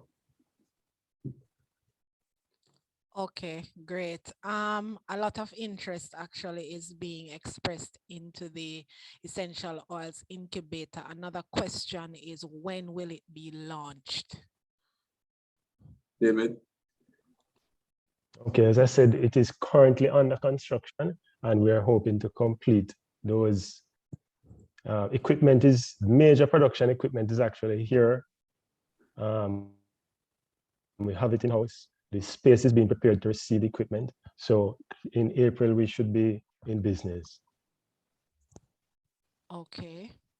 Another question is, can you give any initial specs on the production area so that the farmers can start sharpening our pencils? How much can they process per hour, per day, per month? we'll make those announcements closer to the time. But the truth is that when the person says specs, I believe that you want to know like what kind of volumes of production we expect to do in whatever areas, such that what kind of raw materials we are looking for. Volume. Can the person who asked the question just probably just type yes or no if I'm interpreting it correctly? All right, Yes. let me run back. Okay. Okay. Yeah, great. we will, as David said before, and maybe I should have allowed David to answer, but since I talk already, as David said before, our initial run will be based on what's already in the ground, obviously, right? So we have done the research to determine what's already in the ground and what kind of prices that we can get for items that are already in the ground. Maybe we can share, David, the oils that we are looking to start with, which are, you want me to go or you want to go? Which are ginger. Sorry, let me jump. Yeah, ginger, Yeah, go ahead. moringa. Ginger, turmeric, lemongrass, moringa. Neem. Yeah, we are We're looking at neem. Yeah, right. We're looking at neem, but I know Claudine, you said all over Portmore, but the logistics of that is what kind of beating us right now, you know.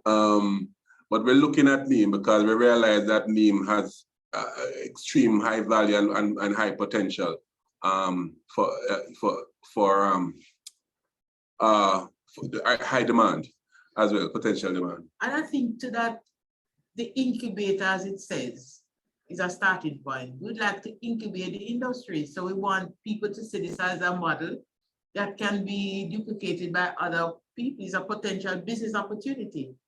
And no, I'm not a scientist, but no facility can process all the oils possible. No, that's not. You know, so it means that Right. we need to see this as an opportunity for some other persons to establish similar facilities. Yeah. You know, they can do a dry run with us, but I mean, you know, we're building an industry and our incubator can be the industry.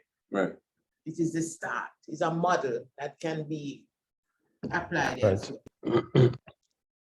Right. It's to demonstrate that it can be done. And for players who want to do their own processing, the facility will be available for them to use. And as they grow and develop, then they can step out and develop their own facility. So With our guidance as well. absolutely, yeah. So we help them along that path. Sansia?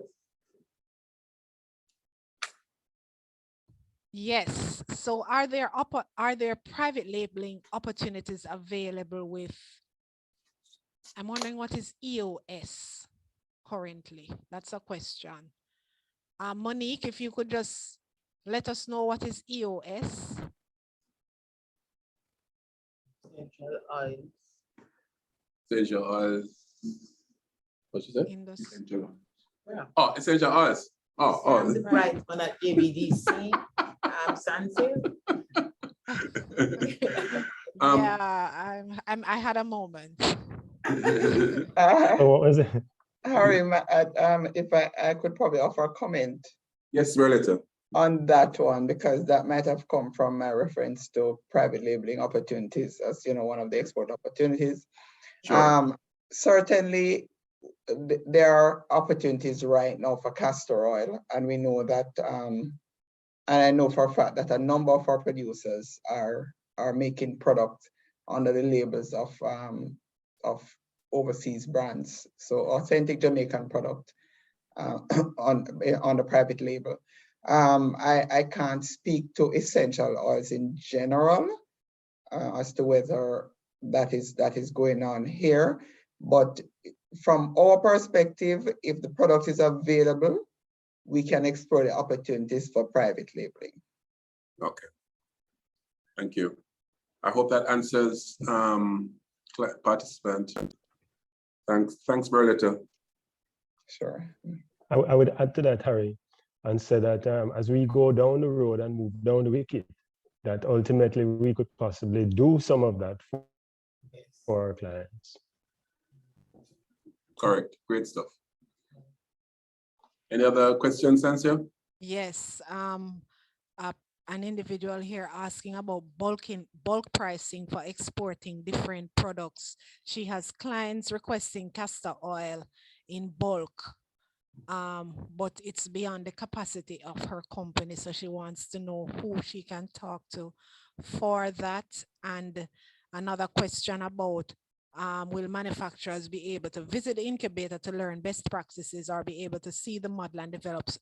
Well, that's what was being said earlier, that this could be another business opportunity for persons. Yeah. So The second question, easy, the answer is yes. Berletta, if you can, so the answer is yes, definitely. That's the idea. For you to see how it's done, what is done, what we're doing, and this obviously not see as in tech formulation and them thing that, but see the general process, yeah, of what is being done and how and what kind of equipment and is being utilized, and perhaps even a step further, as David says, access our full suite of services to establish your own operation itself. So yes, the answer to that question is yes. The first part of the question, Berletta, I don't know if you want to take a bite at it. Sure, yes. So if I'm understanding the question to be that a question of inadequate supply to meet demand for bulk products. Yes, that's it. That is indeed a huge problem that we have. The demand in the export market, we haven't even begun to scratch the surface, and we have had inquiries, and when we looked around across the industry and even tried to get people to consolidate, we're simply not up to the level where we are able to supply the kind of demand that is out there. So Berletta, that's specifically for castor oil? This is for castor oil, yes.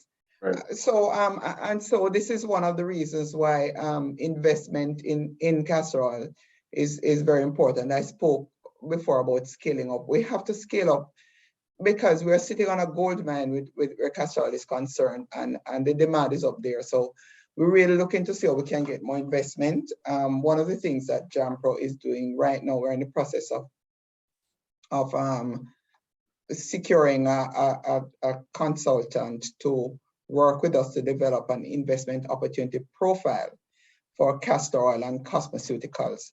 And that's really about preparing the kind of documentation, the cost models, etc., to attract bigger investment in castor oils and in cosmeceuticals, because the demand is out there.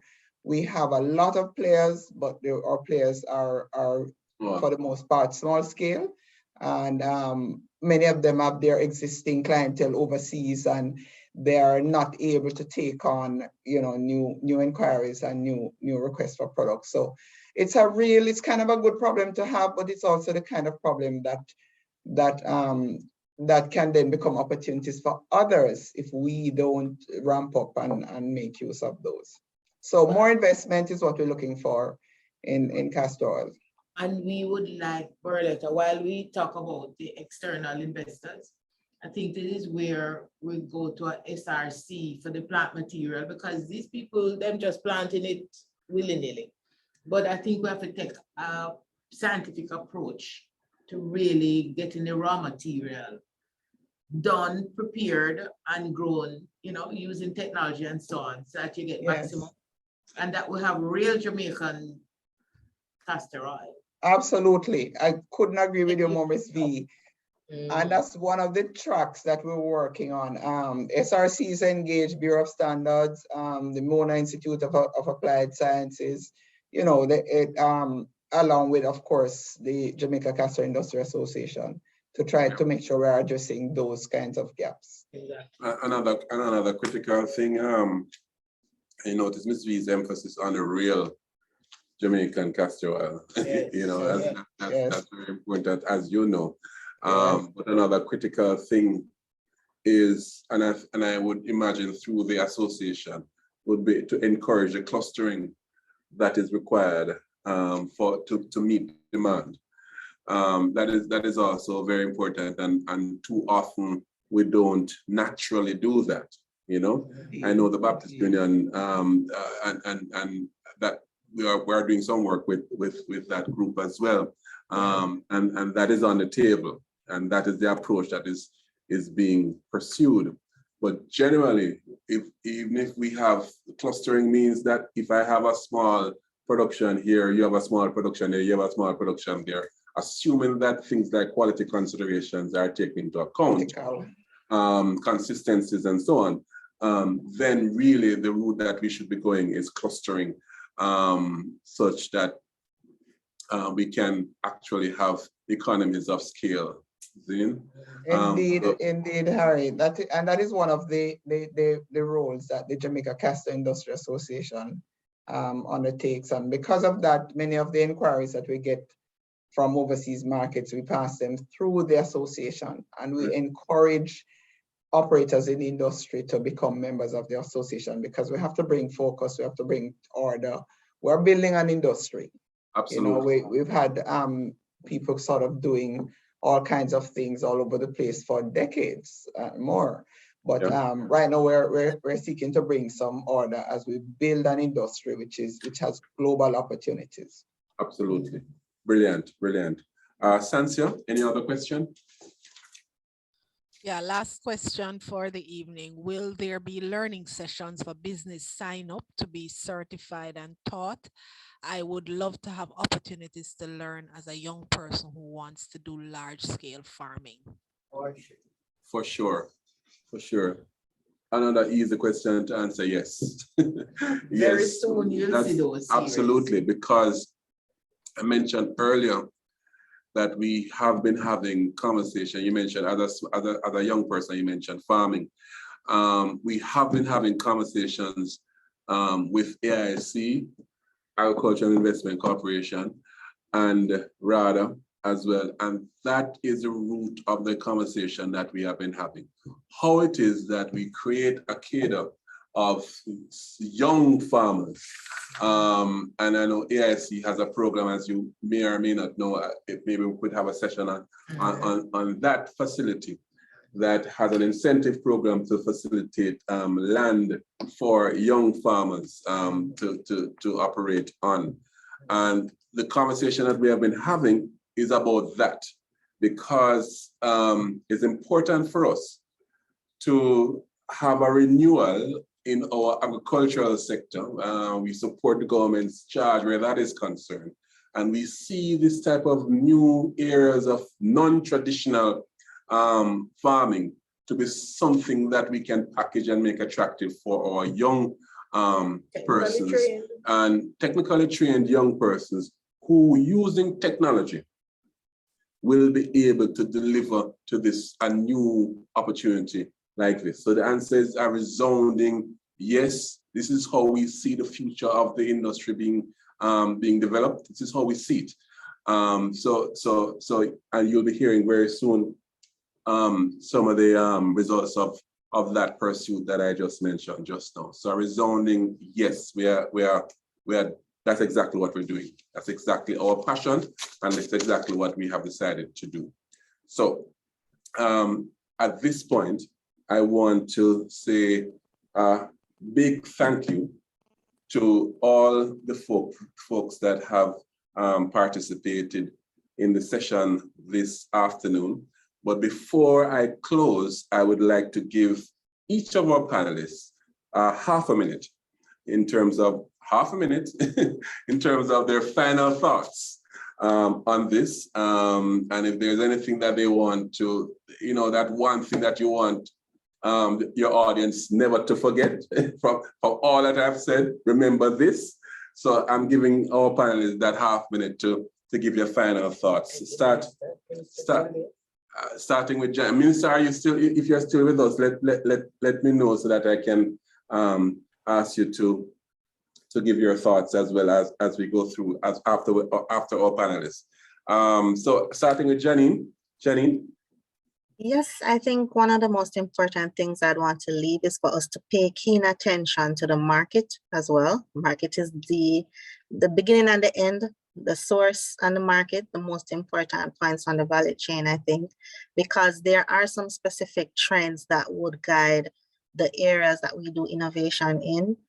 There are some key areas like anti-aging products, skin management products, and just some specific areas that we need to pay attention to, because though there are very high value areas and high value segments of those markets that we should really pay attention to. All right, thank you, Janine. Charrah? For me, it's quality over quantity. And of course, we must innovate to liberate, and the SRC is here to support you in that. Thank you, fellow Excelsorian. A bad man and bad man, Shara, don't watch them. I'm just saying. Berletta, your final thoughts? Yes, I just want to reiterate something that Minister Dunn spoke of, which is about just not limiting, as producers, not to limit yourself to the 3 million people in Jamaica, because the opportunities are global, and once you have a great product, you can export. You don't have to be big to export. We have many small exporters that are doing very well. And so if you have a great product and you want to look for external markets, please speak to us, because we believe that that is where we need to go. We have to take our manufacturing to the world and not keep these excellent products to ourselves. Thank you, Berletta. Joni-Dale? I would just like to end by saying that, as a small manufacturer, we're not alone. And we have like the JBDC, JAMPRO, we have SRC that will guide us in the right direction so that we can find all the opportunities that will make our business grow within the Jamaican diaspora and overseas. So we just have to make use of all the different sections, and that is how we will just continue to grow. Brilliant. Thank you so much, Joni-Dale. Claudine? Thank you. I just want to say that as manufacturer, one of the things that we need to take into consideration is testing. Don't just go out and buy any and all essential oils because it may appear to be cheap. What it will do is ruin the value and the quality of your product. And the last thing I'd like to say is to the JBDC, thank you, of course, for holding my hand from day one until now. I can't stop singing praises. And of course, I have to big up, Miss McFarlane and of course, Miss Daniels, who have been instrumental in the growth of my business. But I want to say to the JBDC, while you're looking at the incubator and the essential oils, just make neem one of the miracle oils that comes out of Jamaica, similar to what it is doing for India. Full support from me. Yeah. Thank you, Claudine, and I will pass on to Vivette and Karina. But you're always saying that still, so I'll pass it on again to them for sure. And there are others. Thank you very much. Yeah, man. David.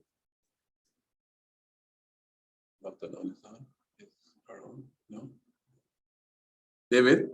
Yes, so I would want everybody to recognize that this incubator provides an opportunity for persons who can't necessarily invest in the facility to get their business started.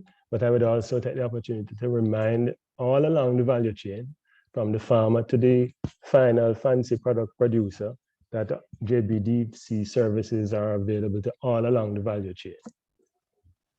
Thank you, David. I understand Minister is not on. So Ms. V, you have any final thoughts? I just want to say that the discussion, the dialogue, fulfilled my own expectation. I think it was very robust, very, very informative. And most important is a call to action. Every single panelist brought something that is going to move us a step further, which is very important for us. And we have a wonderful opportunity to move the industry forward. And it's a foundation industry from many other industries. It is. And therefore, it's a critical support that we have to focus on and really get Jamaica benefit from this oil reserve we have Absolutely. and start mining it. Absolutely. Absolutely. That's what I want to see. We start mining it. Thank you so much, Ms. V. And again, I want to thank everyone. Certainly, our essential oils is our essential oils industry. We believe is a game changer. We believe it's a winner. We believe that's something that will leapfrog our manufacturing sector significantly forward. Yeah? And it is unmined oil. It is our crude oil, but it's not only crude. It's exotic. It's from Jamaica. You know what I mean? I once heard somebody said that if there was a geographic location to locate the Garden of Eden, it would be Jamaica. Right, Jamaica. It will be Jamaica.